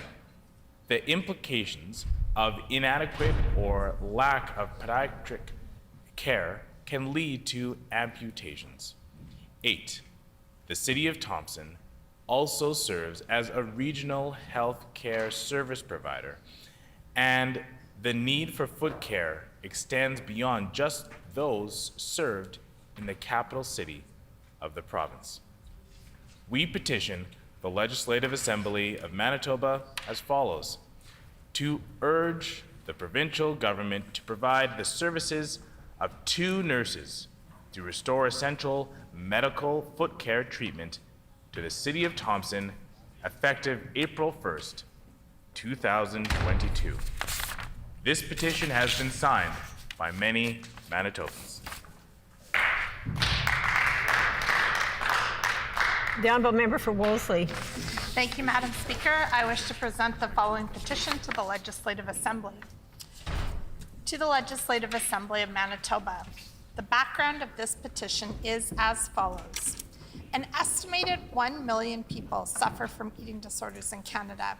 Eating disorders are serious mental illnesses affecting one's physical, psychological, and social function, and have the highest mortality rate of any mental illness. The development and treatment of eating disorders are influenced by the social determinants of health, including food and income security, access to housing, health care, and mental health supports. It's important to share the diverse experiences of people with eating disorders across all ages, genders, and identities, including Indigenous, Black, and racialized people, queer and gender diverse people, people with disabilities, people with chronic illness, and people with co-occurring mental health conditions or addictions. It is necessary to increase awareness and education about the impact of those living with or affected by eating disorders in order to dispel dangerous stereotypes and myths about these illnesses. Setting aside 1 week each year to focus attention on eating disorders will heighten public understanding, increase awareness of culturally relevant resources and supports for those impacted by eating disorders, and encourage Manitobans to develop healthier relationships with their bodies. We petition the Legislative Assembly of Manitoba as follows: to urge the provincial government to support a declaration that the first week in February of each year be known as Eating Disorders Awareness Week. This has been signed by Sky Iftodi, Clarice Ramadian, Deanna Dito Edmonds, and many other Manitobans. The honourable member for Point Douglas. Thank you, Madam Speaker. I wish to present the following petition to the Legislative Assembly. To the Legislative Assembly of Manitoba, the background of this petition is as follows. 1. The population of those aged 55 plus has grown to approximately 2,500 in the city of Thompson. 2. A large percentage of people in this age group require necessary medical foot care and treatment. 3. A large percentage of those who are elderly and or diabetic are also living on low incomes. 4. The Northern Regional Health Authority previously provided essential medical foot care services to seniors and those living with diabetes until 2019, then subsequently cut the program after the last 2 nurse filling those positions retired. 5. The number of seniors and those with diabetes has only continued to grow in Thompson and surrounding areas. 6. There is no adequate medical care available in the city and region, whereas the city of Winnipeg has 14 medical foot care centers. 7. The implications of inadequate or lack of pediatric care can lead to amputations. 8. The City of Thompson also serves as a regional health care service provider, and the need for foot care extends beyond just those served in the capital city of the province. We petition the Legislative Assembly of Manitoba as follows. To urge the provincial government to provide the services of 2 nurses to restore essential medical foot care treatment to the City of Thompson effective April 1st, 2022. This has been signed by Glenn Hoffer, A. Abriel, and Douglas Hart, and many other Manitobans. Grievances. Orders of the day, government business. The Honourable Government House Leader. Thank you, Madam Speaker. On government business, pursuant to Rule 33(7), I'm announcing that the private member's resolution to be considered on the next Tuesday of private member's business will be the one put forward by the Honourable Member for Dauphin. The title of the resolution is Recognizing a Successful Agriculture Safety Week. It has been announced that pursuant to Rule 33(7), the private member's resolution to be considered on the next Tuesday of private member's business will be one put forward by the Honourable Member for Dauphin. The title of the resolution is Recognizing a Successful Agriculture Safety Week. The Honourable Government House Leader. Could you please commence interim supply? It has been announced that the House will consider interim supply this afternoon. The Honourable Minister of Finance. Thank you, Madam Speaker. I have a message from His Honour the Administrator, which I would like to table.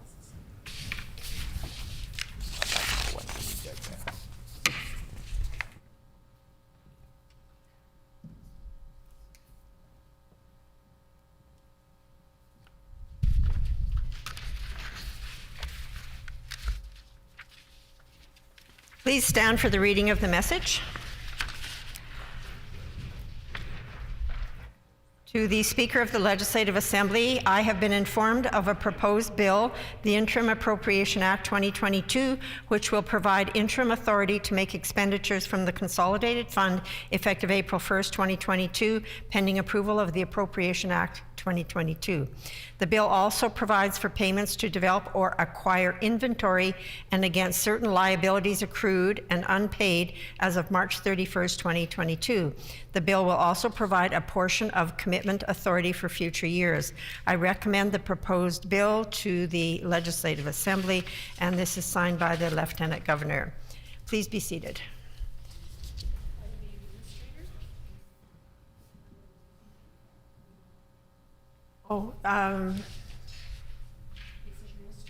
It was signed by the Administrator on behalf of the Lieutenant Governor.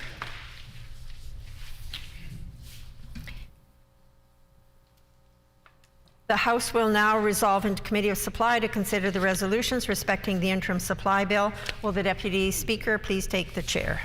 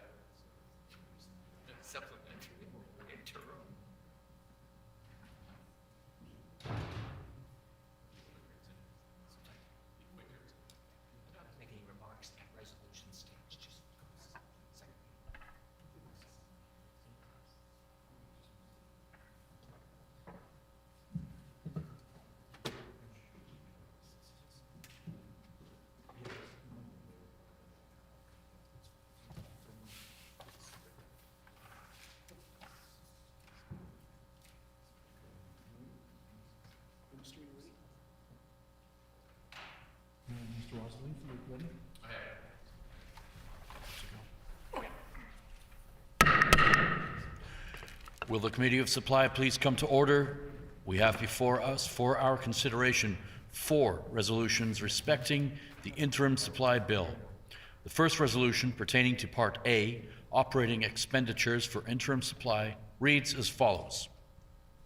Resolved that there be granted to Her Majesty for the fiscal year ending March 31st, 2023, a sum not exceeding $12,687,535,000, being 75% of the total amount set out in the 2021 estimates, including supplementary estimates, for the purposes set out in Part A, operating expenditures of those estimates.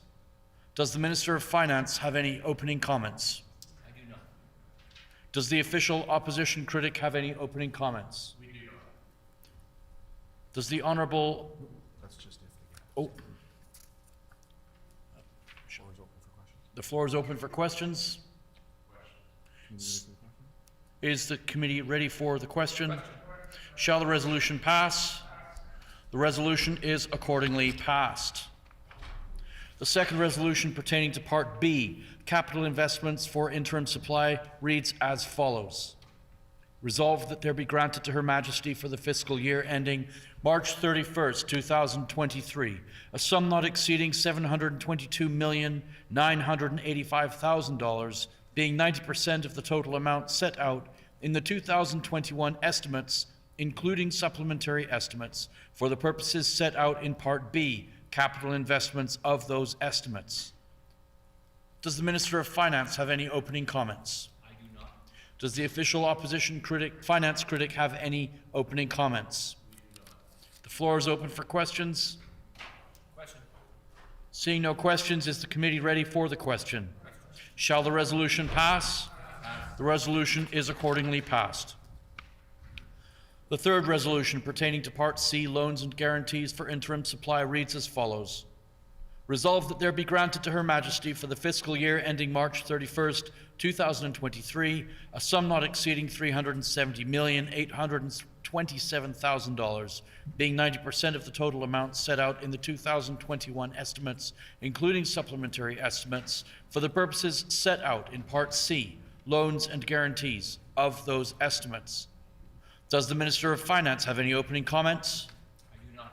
Does the official opposition finance critic have any opening comments? No, we do not. The floor is open for questions. Seeing no questions, is the committee ready for the question? Shall the resolution pass? The resolution is accordingly passed. The fourth resolution pertaining to Part D, capital investments by other reporting entities for interim supply, reads as follows. Resolved that there be granted to Her Majesty for the fiscal year ending March 31st, 2023, a sum not exceeding $1,827,968,000, being 90% of the total amount set out in the 2021 estimates, including supplementary estimates, for the purposes set out in Part D, capital investments by other reporting entities of those estimates. Does the Minister of Finance have any opening comments? Does the official opposition finance critic have any opening comments? We do not. The floor is open for questions. Seeing no questions, is the committee ready for the question? Shall the resolution pass? The resolution is accordingly passed. That concludes the business before the committee. Committee rise, call on the Speaker.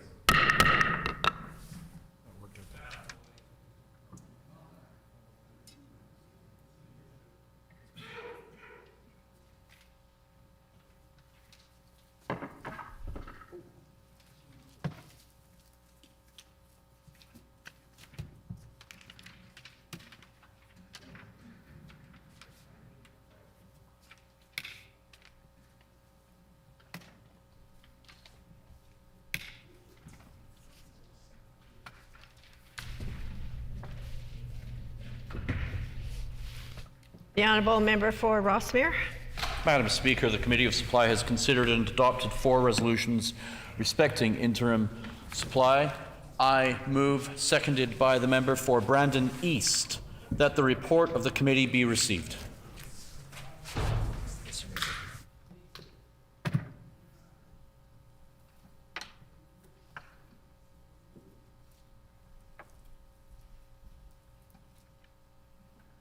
It has been moved by the Honourable Member for Rossmere, seconded by the Honourable Member for Brandon East, that the report of the committee be received. Is it the pleasure of the House to adopt the motion? Agreed? Agreed and so ordered. The Honourable Minister of Finance. Thank you, Madam Speaker. I move, seconded by the Minister of Health, that there be granted to Her Majesty on account of certain expenditures of the public service for the fiscal year ending March 31, 2023, out of the consolidated fund for the purposes set out in the 2021 estimates, including supplementary estimates, sums not exceeding $12,687,535,000, being 75% of the total amount voted as set out in Part A, operating expenditures of those estimates, $722,985,000 being 90% of the total amount voted as set out in Part B, capital investment of those estimates, $370,827,000 being 90% of the total amount voted as set out in Part C, loans and guarantees of those estimates, and $1,827,968,000 being 90% of the total amount voted as set out in Part D, capital investments by other reporting entities of those estimates.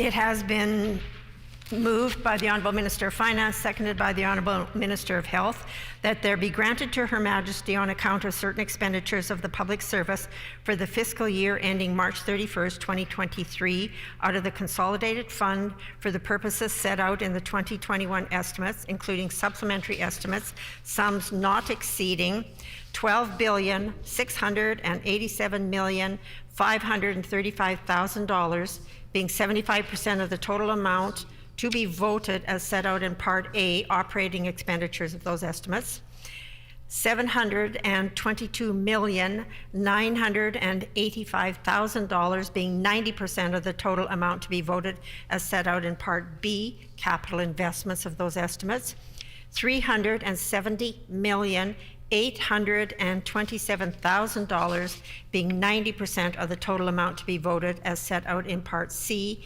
loans and guarantees of those estimates, and $1,827,968,000 being 90% of the total amount to be voted as set out in Part D, capital investments by other reporting entities of those estimates.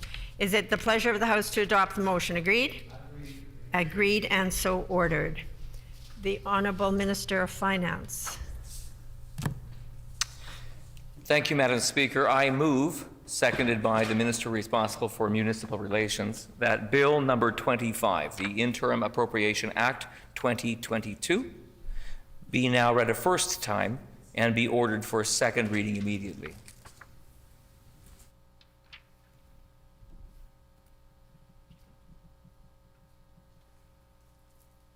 It has been moved by the Honourable Minister of Finance, seconded by the Honourable Minister of Municipal Relations, that Bill number 25, the Interim Appropriation Act 2022, be now read a first time and ordered for second reading immediately. Is it the pleasure of the House to adopt the motion? Agreed? Agreed and so ordered.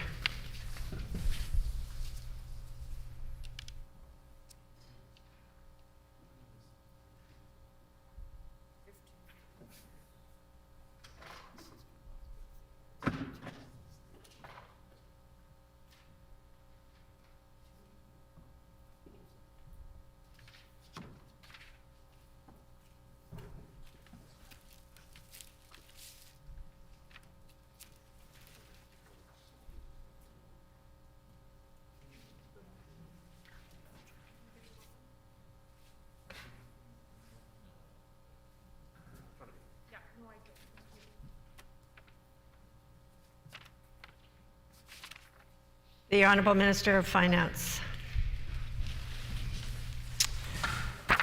Thank you, Madam Speaker. I move, seconded by the Minister responsible for Seniors and Long-Term Care, that Bill number 25, the Interim Appropriation Act 2022, be now read a second time and be referred to Committee of the Whole.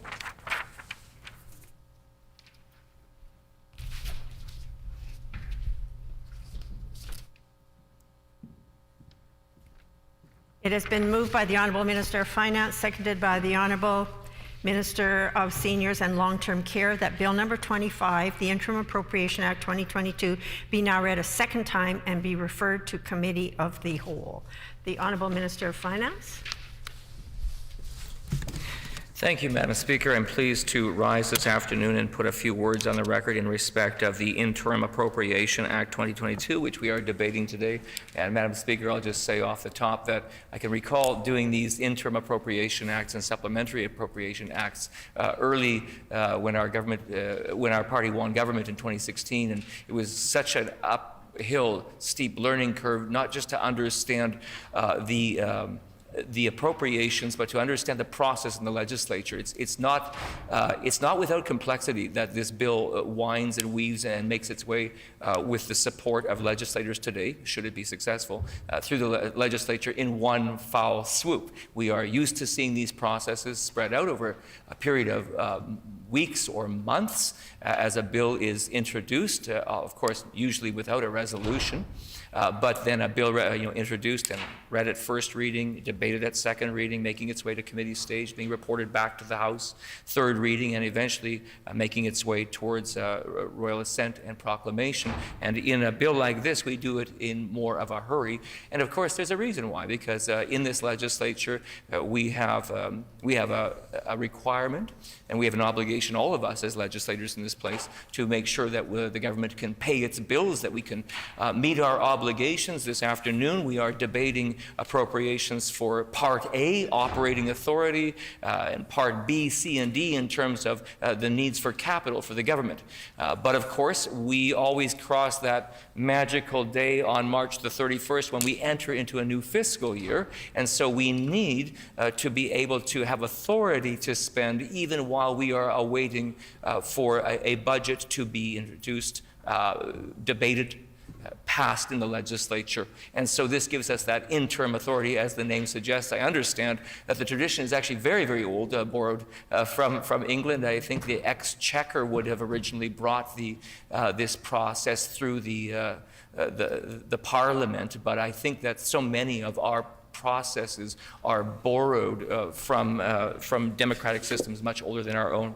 So it's a little bit of a nostalgia to start our afternoon. I'll make my comments brief here and say that it is exactly this interim authority to spend that we are seeking today. It is standard that the government would seek a certain allocation in respect of Part A, and as indicated this afternoon, in respect of Part A, that is a 75% request of all the sums, but it is not based, of course, off this year's budget. It is reference to the last year's past budget. We can't reference a budget that is yet to be introduced, yet to be debated, yet to be passed. And that is why we have that reference into the past to the former year's budget. So the amount of interim operating expenditure authority requested is $12,687,535,000 for Part A, as I said, representing 75% of the total sums included in Part A of the 2021-22 estimates of expenditure. That includes the supplementary estimates of expenditure in 2021-2022.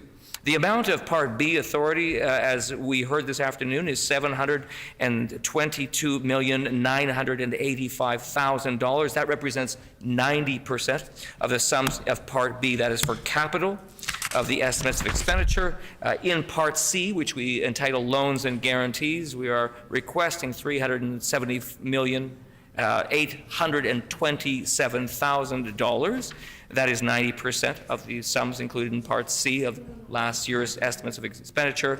And under Part D capital, we are requesting as well 90% of the total sums for an amount of $1,827,968,000, representing that reference to the 2021-22 estimates of expenditure. There was a reference to inventory. The amount of expenditures authorized for developing or acquiring inventory for subsequent years is $100 million. Long-term liabilities also need to be addressed. In this request this afternoon, that is being identified as $300 million, and future commitment authority amount at $900 million. That provides for the commitment of expenditures to ensure the completion of projects or fulfilling contracts initiated but not completed during the fiscal year ending March 31st, 2023. I also want to indicate to the members of the House that when the bill reaches the committee stage, I will provide members with a section-by-section explanation of this bill. Thank you, Madam Speaker. Do members have any questions on the bill? The honourable member for Notre Dame. I should first say a question period of up to 15 minutes will be held. Questions may be addressed to the minister by any member in the following sequence. First question by the official opposition critic or designate. Subsequent questions asked by critics or designates from other recognized opposition parties. Subsequent questions asked by each independent member. Remaining questions asked by any opposition members. And no question or answer shall exceed 45 seconds. The honourable member for Notre Dame. Thank you, Madam Speaker. Will the minister please commit to actually spending the new investments in the 2022-23 budget for surgeries? The honourable Minister of Finance.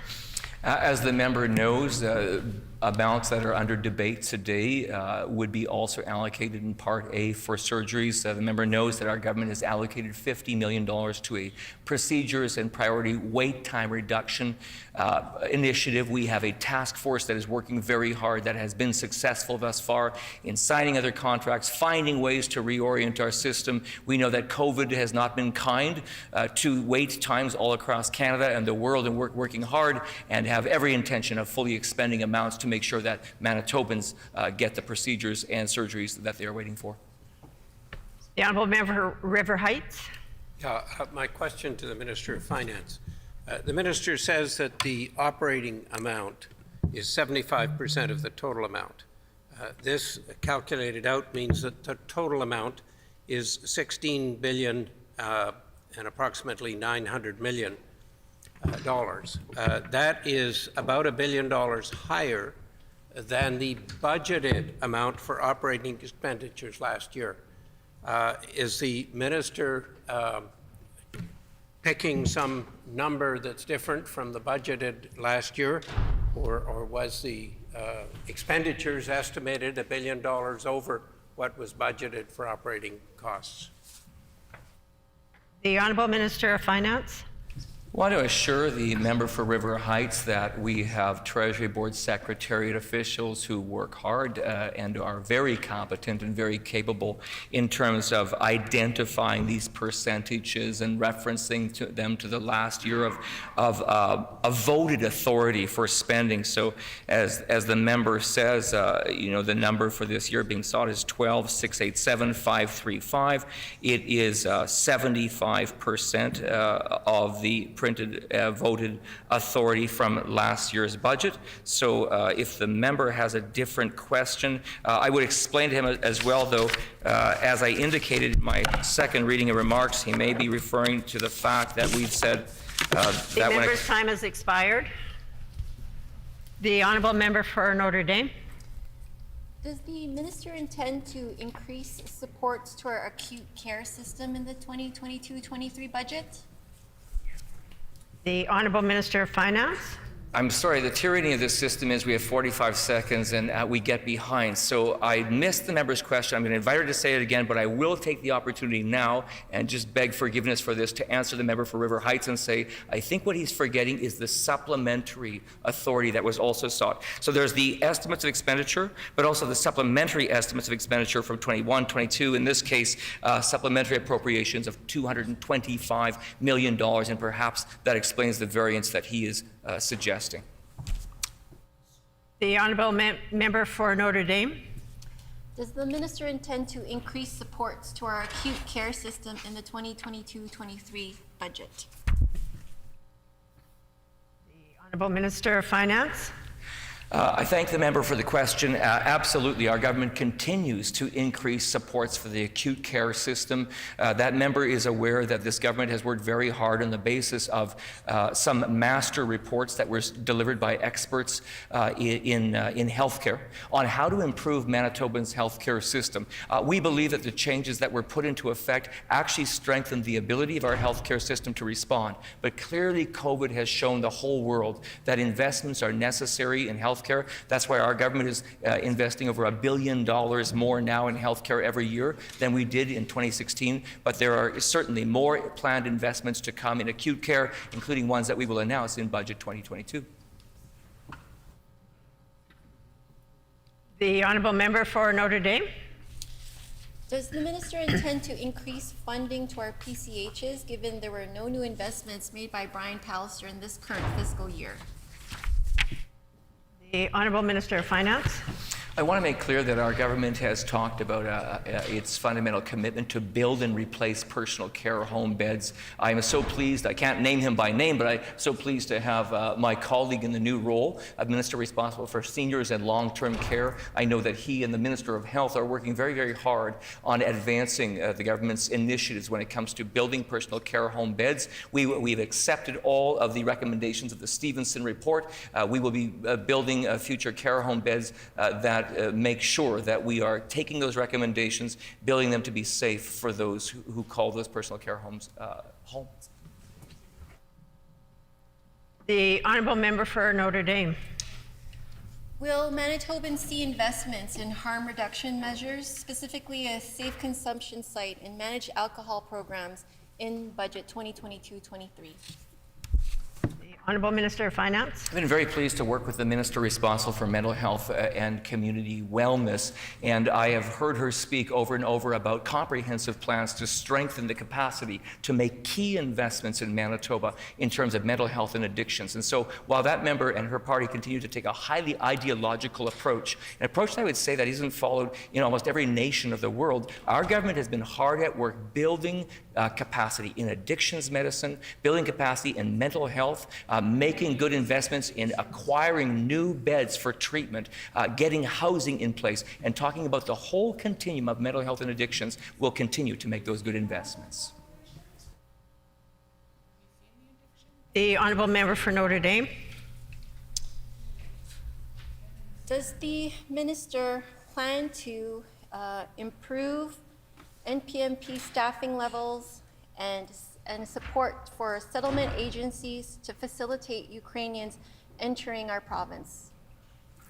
The Honourable Minister of Finance. Very pleased to be working as well with this new Minister of Immigration, who has received a body of work that is auguring towards dramatically increasing the capacity of MPNP, really retooling that organization that was first brought by a PC government, but clearly now is the time for us to be looking at it. The minister's announced the election of a new task force that will be helping to guide those changes to increase capacity, and as the member knows, we're going to do everything in our power to be able to facilitate the people from Ukraine who decide to come to Manitoba. The honourable member for Notre Dame.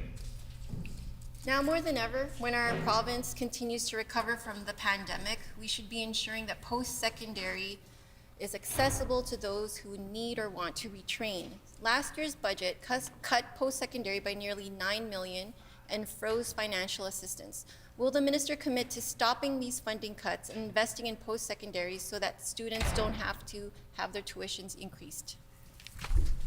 The Honourable Minister of Finance.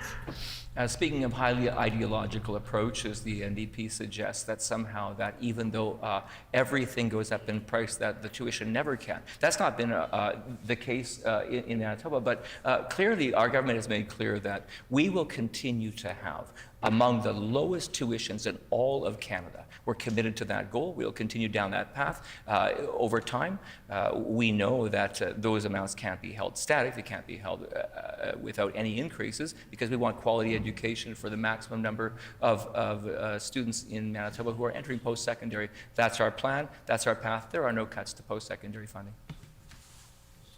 The Honourable Member for Notre Dame. Can the minister please explain why funding for education for this coming budget year 2022-23 is not keeping up with inflation? And will he commit to reevaluating this decision and increasing funding for our schools today? The Honourable Minister of Finance. Only an hour ago in this legislature, we heard the Minister of Education update the House and talk about its very significant funding increases to education that were just announced recently through the Frame report. I believe, I won't quote the number correctly entirely, but I believe there was around $200 million of additional funding for education.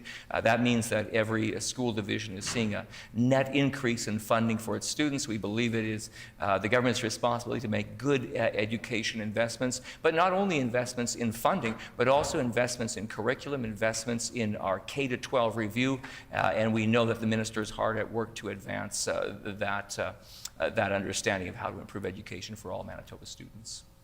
The Honourable Member for River Heights. This year the rate of inflation and the consumer price index are set to go up. The minister would likely receive increased monies through taxation as a result of these increases in inflation and in the consumer price index. I wonder if the minister is going to take this into account in terms of the budget when he presents it. Honourable Minister of Finance. I want to assure the member for River Heights that the finance minister always takes into account detailed analysis of both the revenue and expenditure trends and planning. That's the work of the government. He is correct. We are in right now a more inflationary environment that creates pressures on revenues, pressures on expenditures. It does, as he say, in some cases it may mean that governments are in possession of greater revenues. It also means there's some pressure on revenue streams as well, because we want to plan for a stable environment and with all of these changes to make sure that Manitobans can be at work, that they can be working hard to meet the needs of their families. That's the path that we're on, and we'll be able to give further updates when we move to Budget 22 in a few weeks. Are there any further questions? If not, are there any members wishing to speak on debate? The Honourable Member for Notre Dame.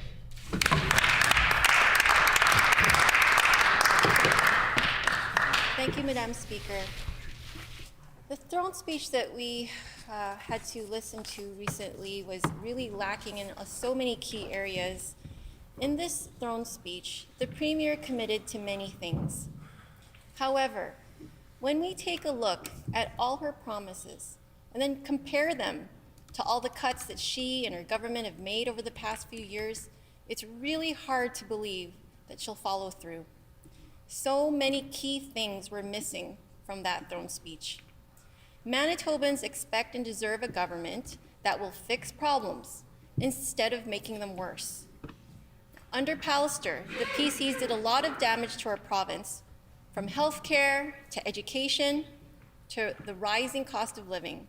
And this was the chance that the Premier had to prove that she was different. But it's clear that nothing has changed. In fact, over 80% of the Premier's throne speech appear to be repeats from the Pallister administration. This Premier is offering nothing new. Instead, she's recycling ideas from a failed Premier.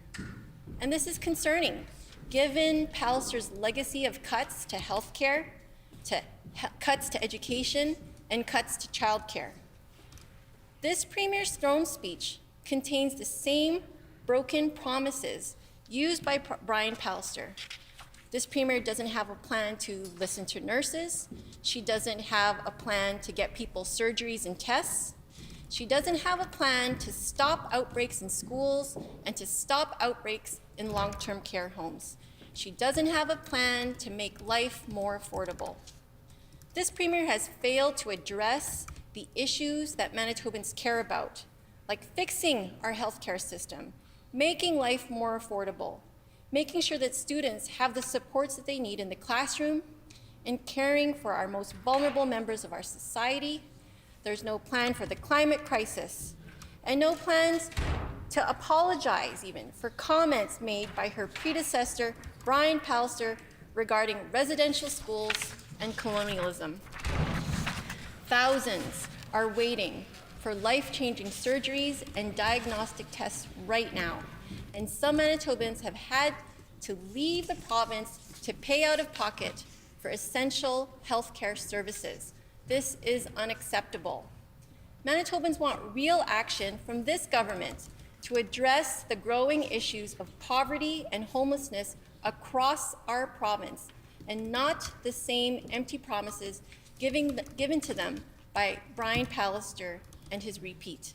So today, we hope that the Premier will seriously reconsider and think about investments that are needed in Budget 2022 and 2023 to fix the damage from her and her government's previous cuts. Just want to list some of these cuts that were made by the Premier's mentor, Brian Pallister. On the healthcare file, this Premier stood by as they fired hundreds of nurses, cut ICU beds, closed emergency rooms, urgent care centers, and all this right before the pandemic. The PC government has undoubtedly made deep cuts to our healthcare system. Yet this government claims to be investing in health, but the numbers don't lie. In this year's budget, the funding they claim to increase were all below the rate of inflation, and that means they're de facto cuts. The overall operating funding was 1.4%. Long-term care went from $643,754 to $653,873, which is a 1.6 cut. In home care, funding went from $386,163 to $392,722, which is a 1.7% cut. Funding to health authorities went from $3,793,296 to $3,807,668,000, which is a 0.38% increase. They actually decreased the budget for acute care emergency services by $13 million, and Madam Speaker, this was during the pandemic.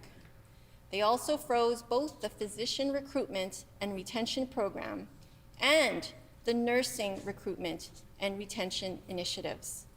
This is at a time when vacancy rates have shot up, and we desperately need to encourage more healthcare workers to stay in our province. I just recently spoke to representatives from Manitoba Nurses Union, and I was discussing how we have nursing vacancy rates in the north of up to 80%, and this representative told me it's not 80%.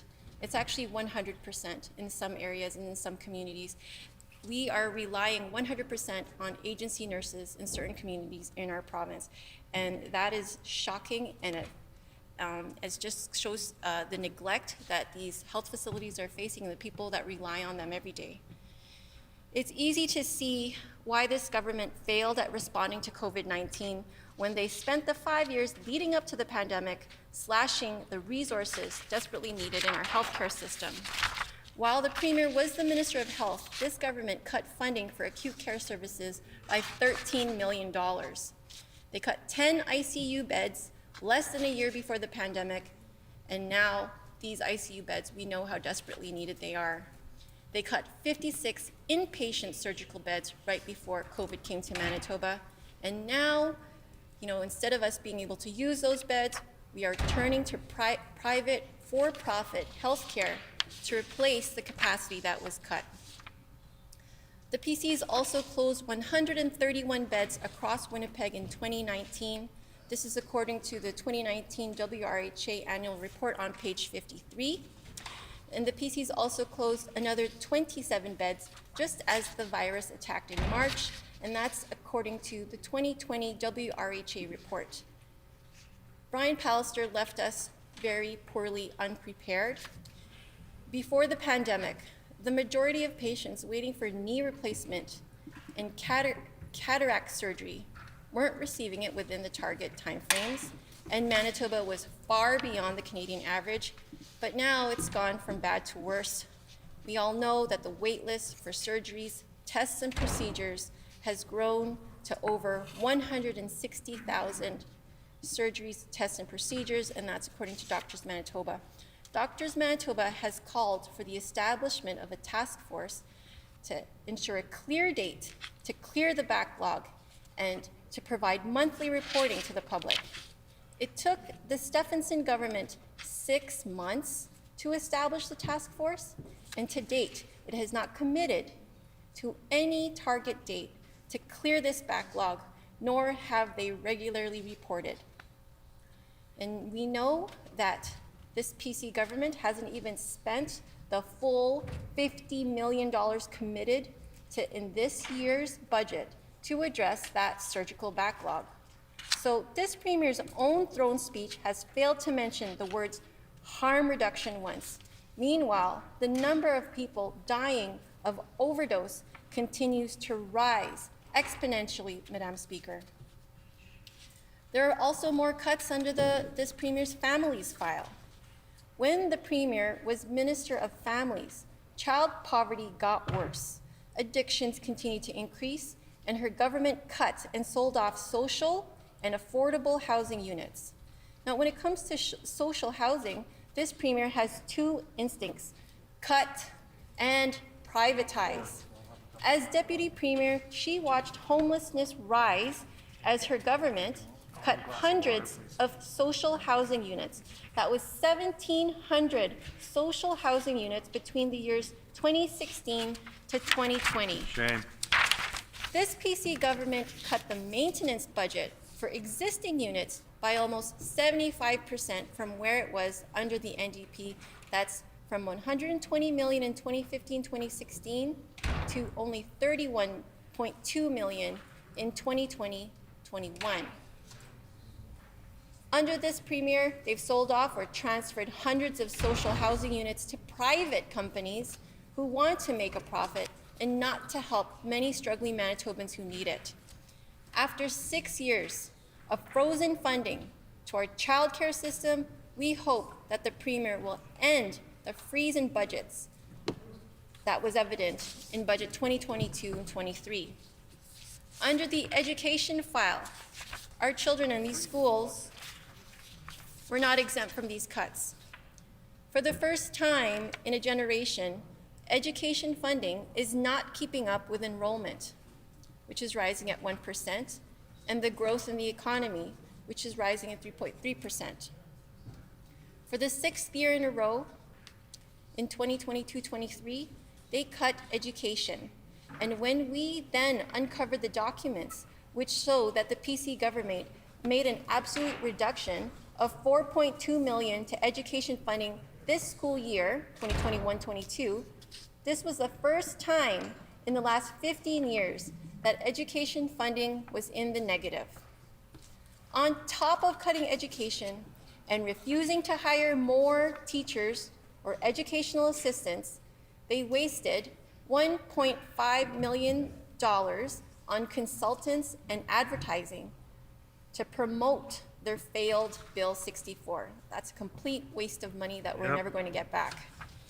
And in their 2021 budget, the PCs insulted teachers by saying it's fair for them to buy their own school supplies. And when asked if he was bothered by the idea that teachers would have to do that, Brian Pallister said, well, it doesn't bother me at all. That was from a CBC reporting article on April 8th, 2021. To make matters worse, the Premier has launched an education funding model review. And just like everything else under this government, reviews lead to cuts. The PC government set our schools up to fail going into the pandemic with years of underfunding, eliminating the cap on class sizes, cutting supports for kids with exceptional needs, and putting unneeded stress on educators, and ultimately setting our children back. You know, this NDP caucus, we are hoping for better investments in this coming budget, 2022-23. We want to ensure that our hardworking civil servants get paid.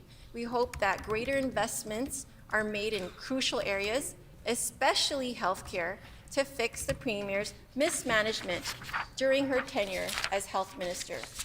As we have learned during the worst time in Manitoba's pandemic, with the Premier as Health Minister, there is no record of her working on the weekends, and this makes us very doubtful about her ability to do what's right for Manitobans. Manitobans expect and deserve a government that has actionable plans to address the ongoing and systemic issues within our province. Whether it's the climate crisis or another contagious virus, we have to be better prepared for the next emergency. We have to do what is necessary to build a better Manitoba. Thank you, Madam Speaker.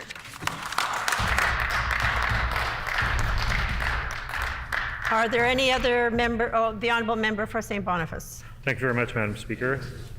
Yeah, it's a pleasure to put some words on the record today, just in reference to some of the spending practices of this government.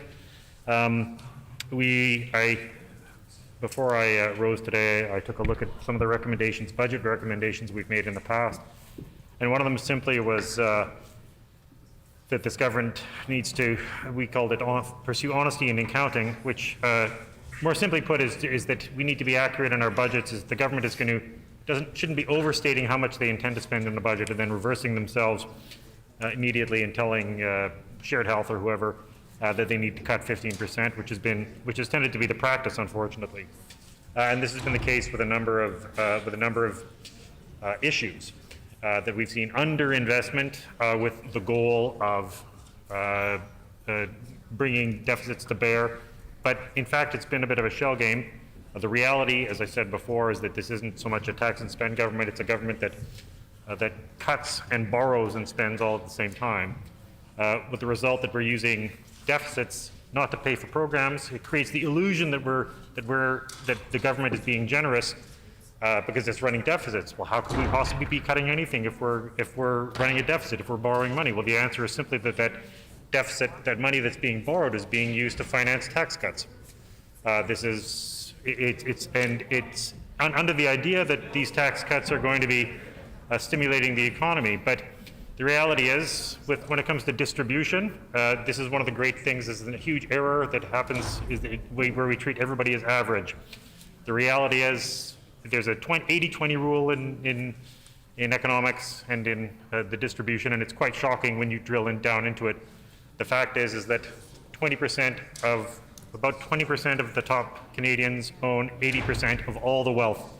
But of that 20%, the 80-20 rule applies again. That 20% owns 80% of everything.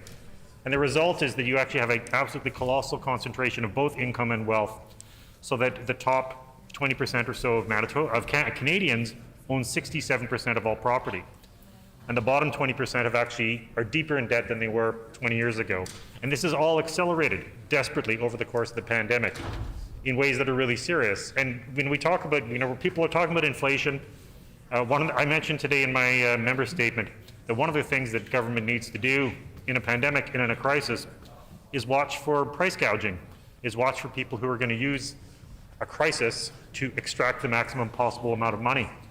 And there have been people who've said that. There's lots of calls for people to reduce taxes because of higher gas prices, because we're all supposed to be sacrificing. This is a cost. This is a result of a cost of the invasion of Ukraine.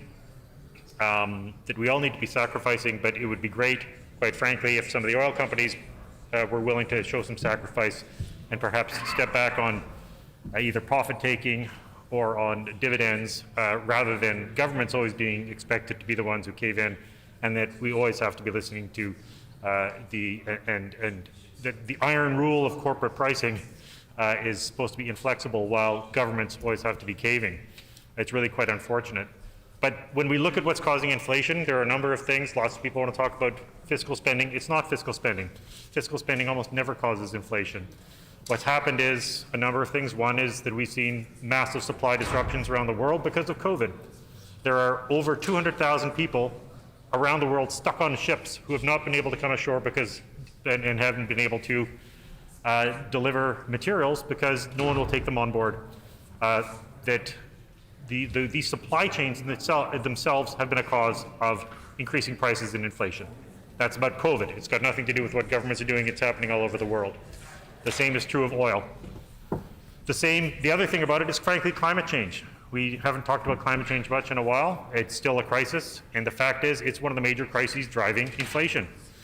We had massive storms that wiped out roads in BC, that cut off vital transportation links and infrastructure links that are trade, that actually, that allow us to ship stuff out of Manitoba and out of Canada and to take trade and products in from Vancouver. Those are broken. Why? Because we had extreme weather events tied to climate change. The same is true. I was talking to somebody at a plumbing shop who said, why do they have all these restrictions? Why do they have shortages?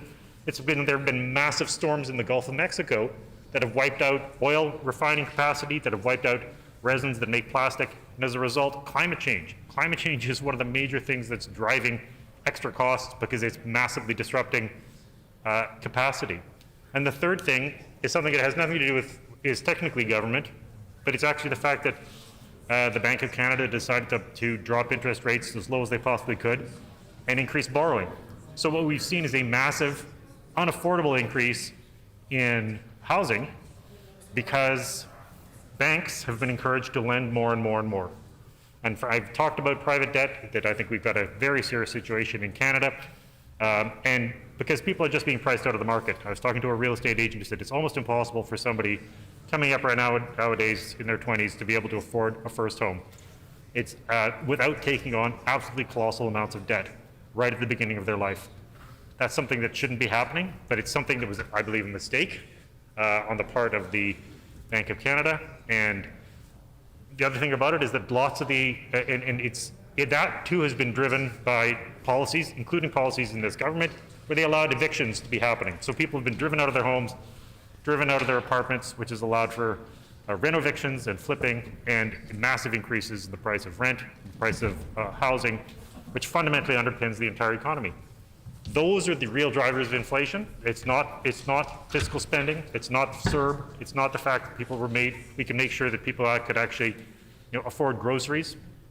It's the fact that we have overwhelmingly in this crisis, we've seen the fortunes of the very richest massively increase, whether it's Jeff Bezos or somebody like Elon Musk, while people at the bottom end, and the vast majority of people are struggling because they're having to pay much, much more for the necessities of life.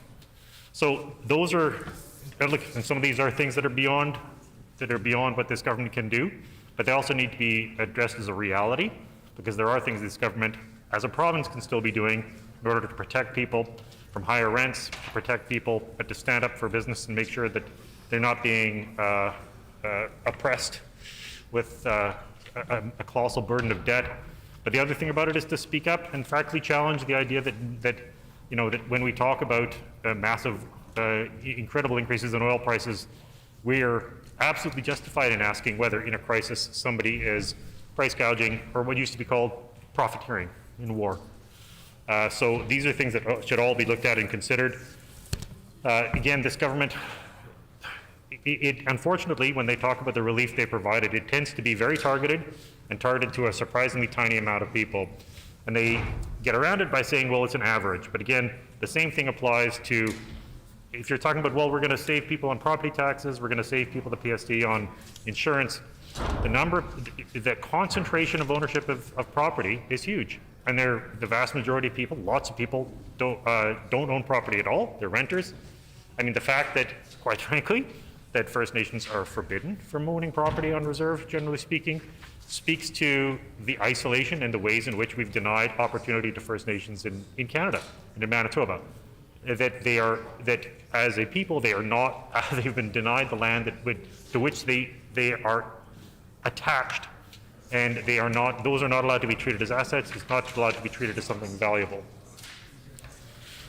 The other thing about it is that when it comes to what we're approaching, it would be great if this interim supply bill, I know that we've had a throne speech, there's been talk of a reset, but most of it's about tone and not about substance. We are going to face, I think that there's a lot of optimism, and people look at the things like unemployment rates and so on, but there's still a huge amount of fear and tension out there. There's lots of people who are unable to pay their bills or struggling because they're having to choose between rent, food, and medication. This is something that is vital to address. because very often when you look at those statistics, there's lots of people who are left out. Again, when we look at unemployment statistics for Manitoba, they don't include First Nations. First Nations are completely left out. They're not measured, and they should be. So we can get a sort of false confidence from having those low levels of employment. The other question is whether those jobs are actually enough for people to pay their bills, and very often they're not. And simply that we are being asked to pass a huge portion of the budget, which will ensure stability, which is positive. The challenge is that we are living in an uncertain world. We don't know what's coming down in terms of the pandemic. We don't know what's happening economically, and there's going to be a point, that businesses are still struggling under a colossal amount of debt. And the Winnipeg Chamber of Commerce has been very vocal about this, saying that there are lots of businesses, many businesses did not survive the pandemic, and that others are struggling because they'll have enormous difficulty because, and I think this is actually a critical point to make. Both, not just businesses, but as a society, we are not working for growth. All the work we are doing is mostly to pay off debt. And this is a huge challenge because it means that we're paying off a load. Some of that debt is toxic. Some of that debt grows on its own because it might have interest rates. If it's an interest rate on a payday loan, it can be 100%, or it can be 500%. And there are some really quite scary stories because there are lots of people who are having to go into debt because they cannot get a raise, they cannot work, they cannot get support from government. So they are living on debt, and that debt is sinking them all. And it's actually one of the things, quite frankly, that is driving the division in our country, because people are becoming increasingly desperate. I had a long conversation with somebody who was, I spoke out about the convoy. He left a very angry message, but we talked because he's really recognizing he's a person who's been suffering. He has a colossal debt on his business. He hasn't been able to work it. And that's the challenge, is that we need to do much more to make our economy more accessible and fair for people who are growing up, certainly in a very scary world, to make sure that they have opportunities, to make sure that they can actually just have the basic necessities of life and have the kind of opportunity that we all had growing up, or better. So I'll wrap up. I won't add too much more. We continue to be very concerned with this government's fiscal management. I know that they continued with a policy of having multiple, which was criticized by the Auditor General, of having multiple measures of deficits. But fundamentally, we need to be investing in people. We need to be investing in education. We need to be investing in health, and we need to be investing in infrastructure. Those are all critical. And it's not even a socialist idea. There was the very first professor at Wharton, business professor at Wharton, recognized, look, investments by government in healthcare, in education, and in infrastructure are not a cost. They are an investment. They are an investment. And no, I'm just to be clear to the member from Concordia, I learned this from Michael Hudson, who is a very distinguished economist who delivered who was actually at the University of Manitoba delivering a talk hosted by John Loxley about heterodox economics. So there we go. I can send you the link if you like. Oh, sorry, I can send the member the link I like. I apologize for referring to him in the first person. Or second person. But that being said, is that these are not radical ideas. It's simply a recognition that education, health, and infrastructure are what would be called factors of production, and that what creates value in our society is health, education, and infrastructure, because it makes it possible and provides access for everybody. And that's why it's so important to have that access for everybody. That it means that you have low-cost infrastructure for everyone, for individuals and business, low-cost quality healthcare for everyone, and low-cost education for everyone. If you do that, you actually are that much further ahead, because you're providing the crucial supports for success for private business as well as for individuals, and it means that everybody, one hopes, can actually make the most of themselves and be their best selves and fulfill their potential. That should be our goal. I'm not sure that interim supply does that, but thank you very much, Madam Speaker. The honourable member for Fort Garry. Thank you, Madam Speaker. I'd just like to put a few brief comments on the record today. We have gone through a transition period since the last budget where the PC caucus has gotten a new leader. And the reason for it, of course, is the former leader was a notoriously difficult person. People viewed him as racist and mean-spirited, would often come into this house, this chamber, and hurl abuse at people. And the man was fantastically talented at finding people to fight with. And I don't know if there was anybody left in Manitoba to fight with. So if he had no one to fight with, he had to retire. And I think he wore out his welcome with his own party. And to their credit, when it was time to go, they made him go.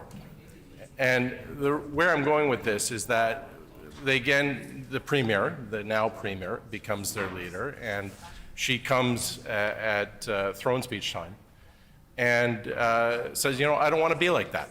And to her credit, and yes, you don't want to be like that. And the whole substance of the throne speech was that there's going to be this new era of collaboration in Manitoba, and that the Stephenson government was now going to listen to Manitobans, was going to include them in decisions, and that we were going to collaborate in this province in a way that hadn't happened in the previous 5-odd years. And then, of course, we have a perfect natural experiment that presents itself to this legislature. We have this horrific invasion of Ukraine, something where every single member of this chamber agrees on. There is very little light between all three political parties as to our absolute revulsion of what's going on and the need to act. Yet somehow, those words in the throne speech about collaboration seems to fail the Stephenson government now. They refuse to actually work across party lines on a non-partisan basis on an issue that purportedly we all agree on. And they continue to politicize an issue which really should unite Manitobans. And you saw this again, this sort of divisive attitude towards the blockaders. Overwhelmingly, Manitobans did the right thing. Overwhelmingly, Manitobans sacrificed. 90% got vaccinations. There was no complaints about mask mandates, and even people may not have been enthusiastic about it, but they did it. They knew it was the right thing to do it. They knew it protected not only their families, but their neighbors. And that was the price of citizenship, that you had to participate. So there's obviously going to be people always who disagree. And those who disagreed blockaded our border, fourth busiest land crossing, or third or fourth busiest land crossing in Canada. Something crazy, like tens of millions of dollars are lost in economic activity every day. And this government wouldn't stand with Manitobans, would not stand with all Manitobans who sacrifice and join together to keep their community safe. They pandered to a very extreme minority with some very unhealthy and toxic views. And again, where is the collaboration? Where is the working with Manitobans? Why is this government signaling out the ugliest and nastiest voices and saying we're with them? What does that say about this government? Well, what it says is not much really has changed. Now, interesting report just came out yesterday from the Manitoba chapter of the Canadian Centre of Policy Alternatives. And we, at least for the next 2 years, will probably have a significant affordability crisis. And they are showing that there's 3 areas in Manitoba where cost of living is skyrocketing. It's in transportation costs, in fuel, and the third area is shelter. And This government has no plan, has never had an economic plan other than padding the wallets of the largest corporations in Manitoba and the richest Manitobans, and shifting the tax burden from people who can afford to pay taxes in Manitoba and who are being successful under the current rules of our economic system onto hardworking families who aren't as successful, who haven't had those advantages, who struggle to pay taxes. So we certainly have become less fair and less equal as a province. We're seeing child poverty rates start climbing again under this government. We're seeing certain diseases of poverty that should be extinct in Manitoba appearing again, once again, on the streets of Manitoba. What does that say about Manitoba when these medieval diseases are showing up again, in our population? Well, it says that our government is failing Manitobans. That's what it says, So basically, this government has no plan. They seem to have no interest in this thing. And they'll turn and say, well, our unemployment numbers are good. There's two caveats with that. The inner city of Winnipeg has not recovered from the pandemic, and the unemployment is very bad. And a lot of marginalized groups in Manitoba have not recovered.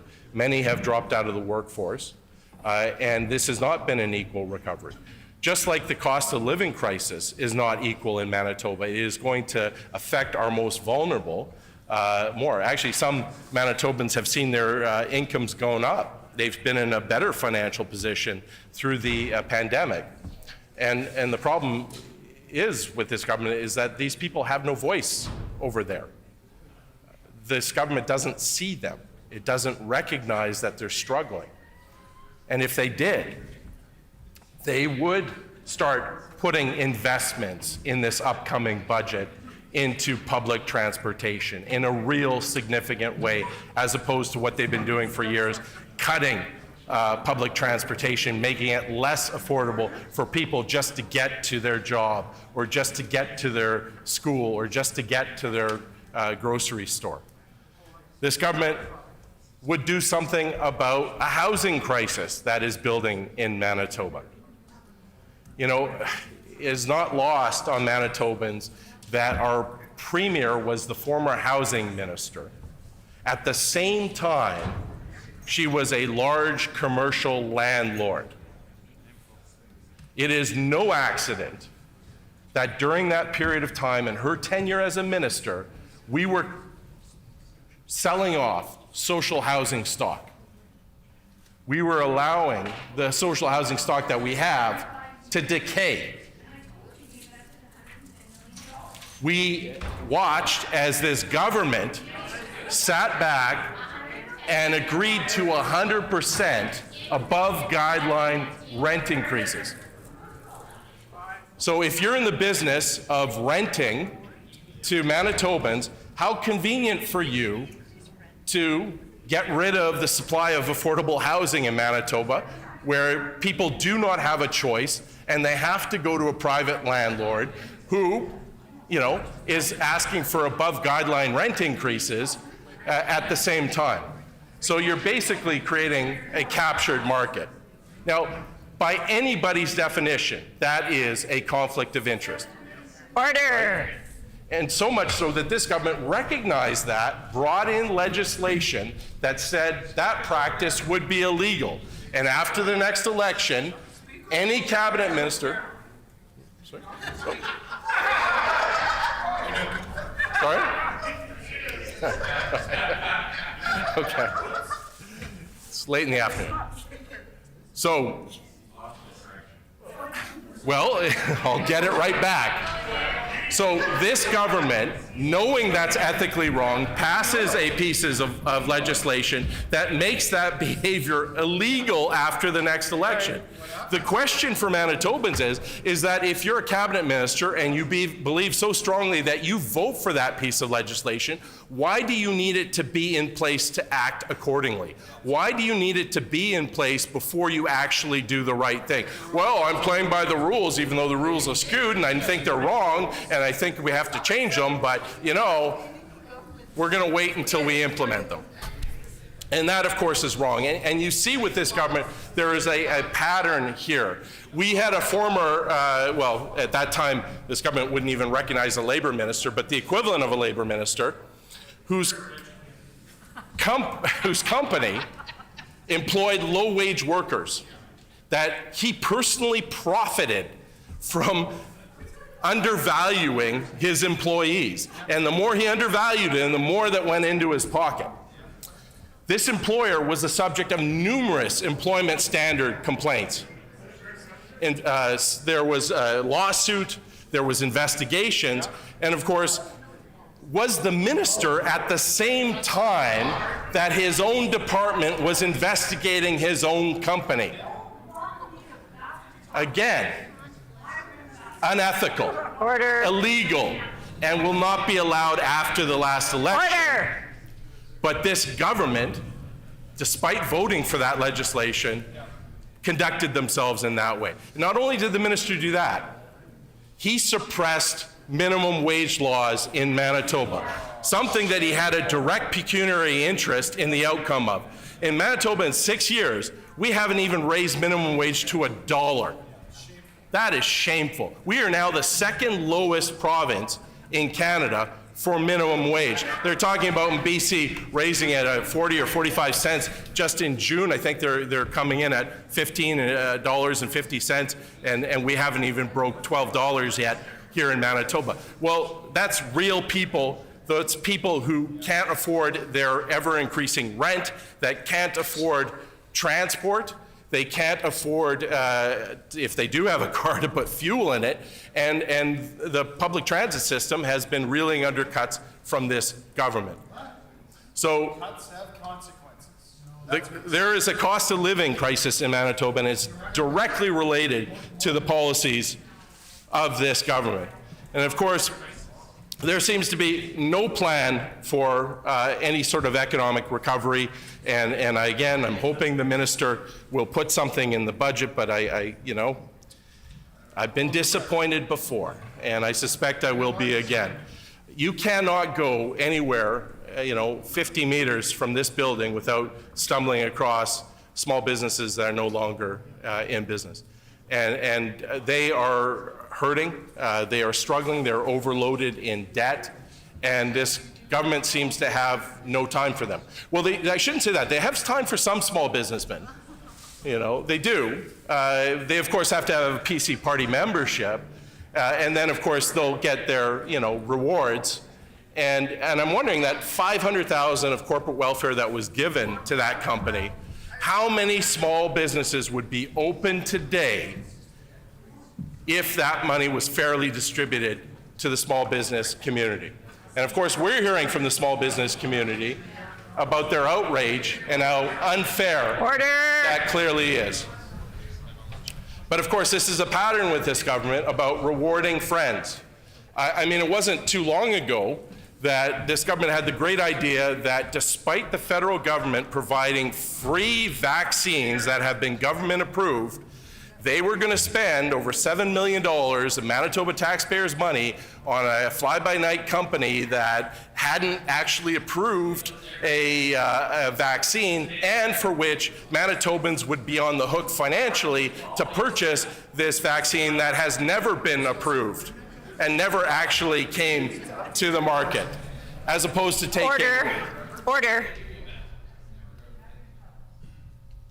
I'm having quite a bit of difficulty at the moment trying to hear the member. There's a lot of conversations going on here, and I'm going to ask members that are in conversation, could you please take those conversations either to a loge or into the hall, because I need to be able to hear the debate, and there are several conversations going here on top of that heckling. So this is getting a little bit out of hand. So I'm going to ask for everybody's cooperation, please. The honourable member for Fort Garry. Thank you. So what I'm going to, my message to the finance minister and to the rest of his cabinet is that Manitobans need real support when it comes to affordability. We need investments in public transit. We need to keep hydro public and to make no further steps towards privatizing it. We have to convince this government to stop raising hydro rates on Manitobans. Stop raising tuition on Manitobans. Stop raising childcare fees on Manitobans. Stop cutting education. Because when you cut education, what happens is that schools have less money for things and they start charging fees. Public schools start charging fees. And under 6 years of this government, public schools now are increasingly demanding more money from parents for services that used to be included in the price of public education. It's obviously, this is not the direction that we need to be going. Manitobans need some help, and unfortunately, they're not going to get it from this government. Thank you, Madam Speaker.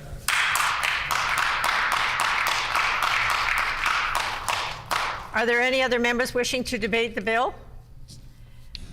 Is the House ready for the question? The question before the House is that Bill number 25, the Appropriation Act 2022, be now read a second time and be referred to Committee of the Whole. Is it the pleasure of the House to adopt the motion? Agreed? Agreed, and so ordered.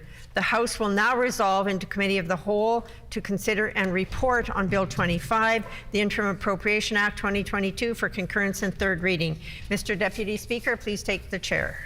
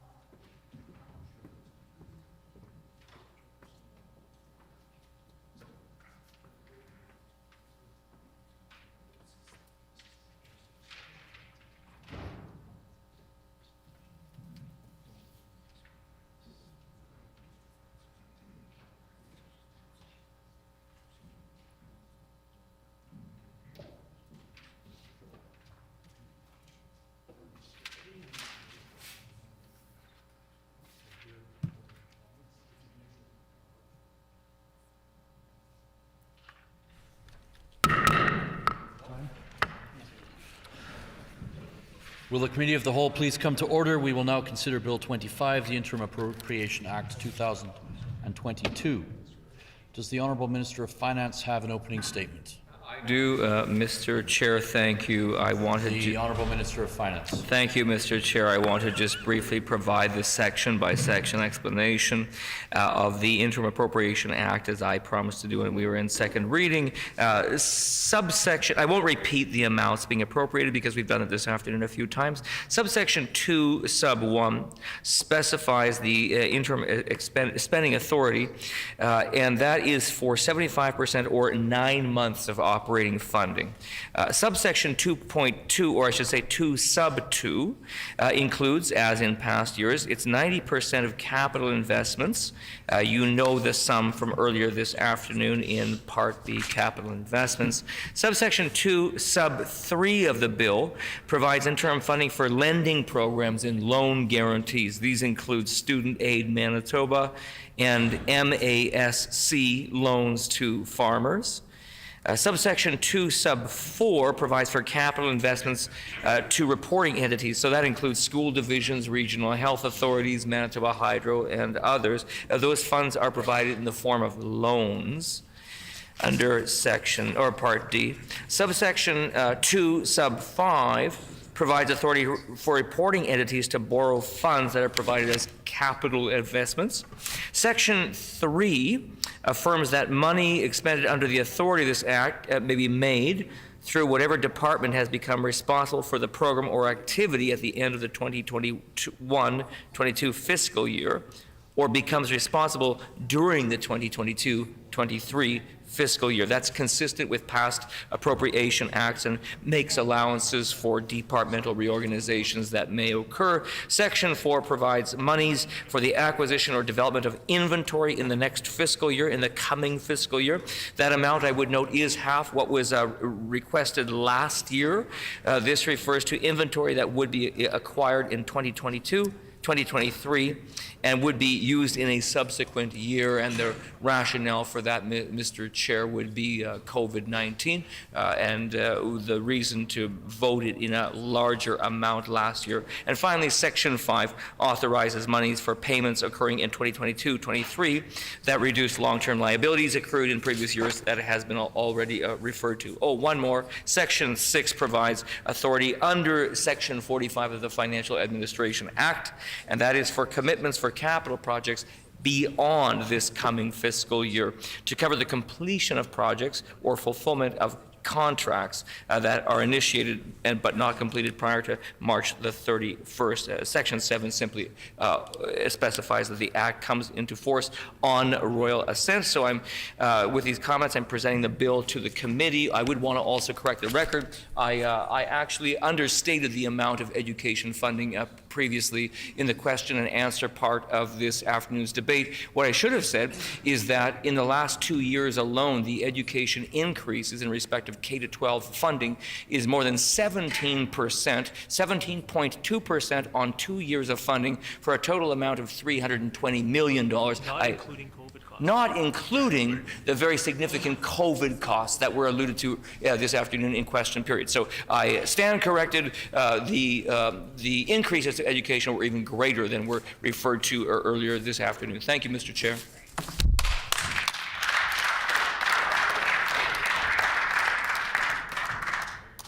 Does the official opposition critic, finance critic, have an opening statement?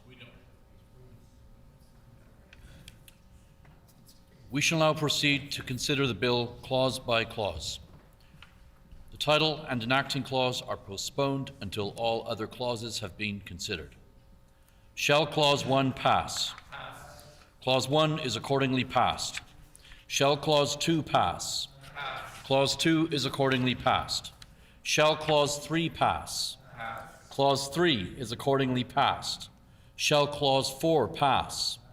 Clause 4 is accordingly passed. Shall Clause 5 pass?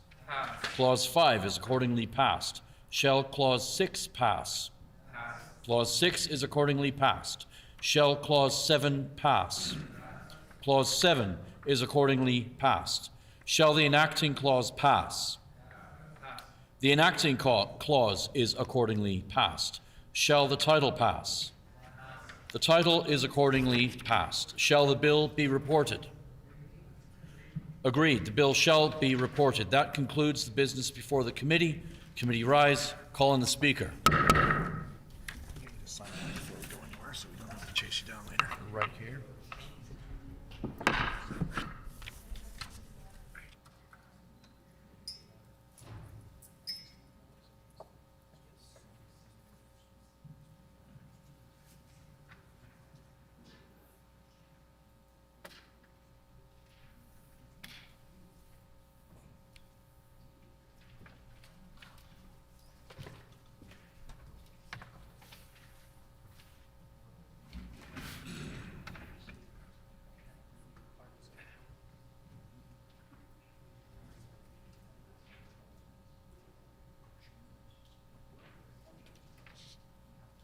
The honourable member for Rossmere. Madam Speaker, the Committee of the Whole has considered Bill 25, the Interim Appropriation Act 2022, and reports the same without amendment. I move, seconded by the honourable member for La Vérendrye, that the report of the committee be received.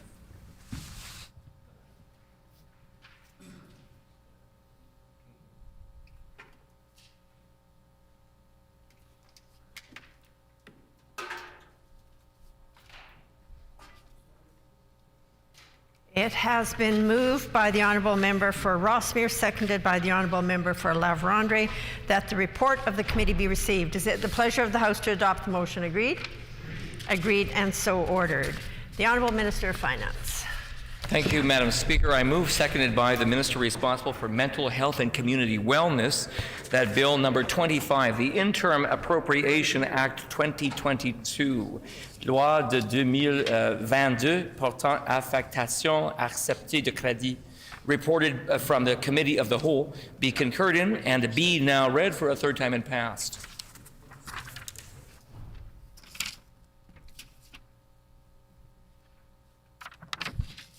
It has been moved by the Honourable Minister of Finance, seconded by the Honourable Minister for Mental Health and Community Wellness, that Bill number 25, the Interim Appropriation Act 2022, reported from the Committee of the Whole, be concurred in and be now read for a third time and passed. Is the House ready for the question? Is it the pleasure of the House to adopt the motion? Agreed? Agreed, and so ordered. The question before the House is that Bill number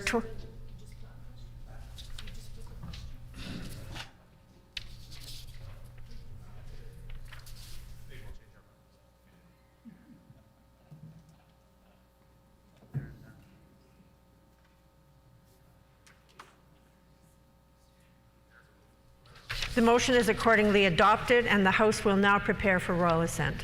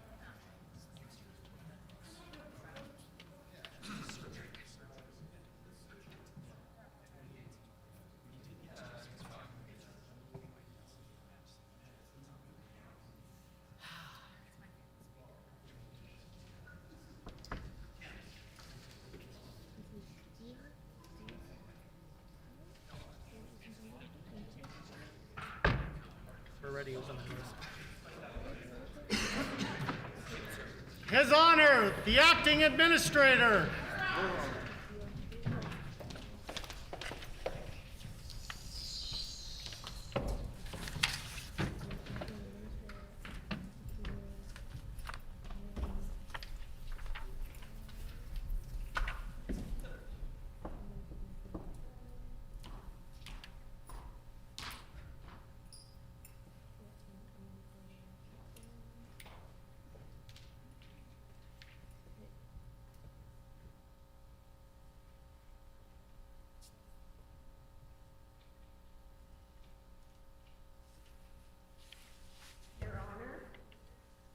Legislative Assembly of Manitoba asks Your Honour to accept the following bill.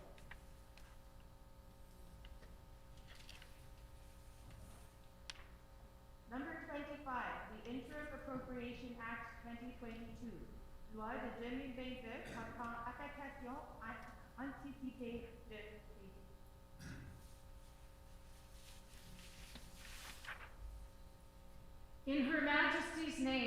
the acting administrator of the province of Manitoba thanks the Legislative Assembly and assents to this bill.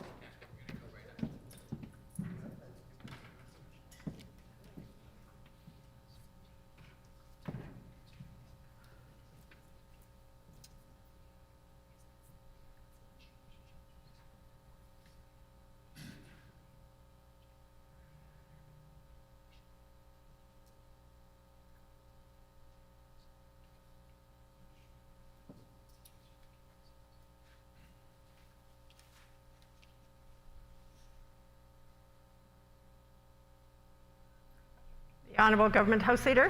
Madam Speaker, could you please canvass members to see if it's the will of the House to call at 5 p.m.? Is it the will of the House to call at 5 p.m.?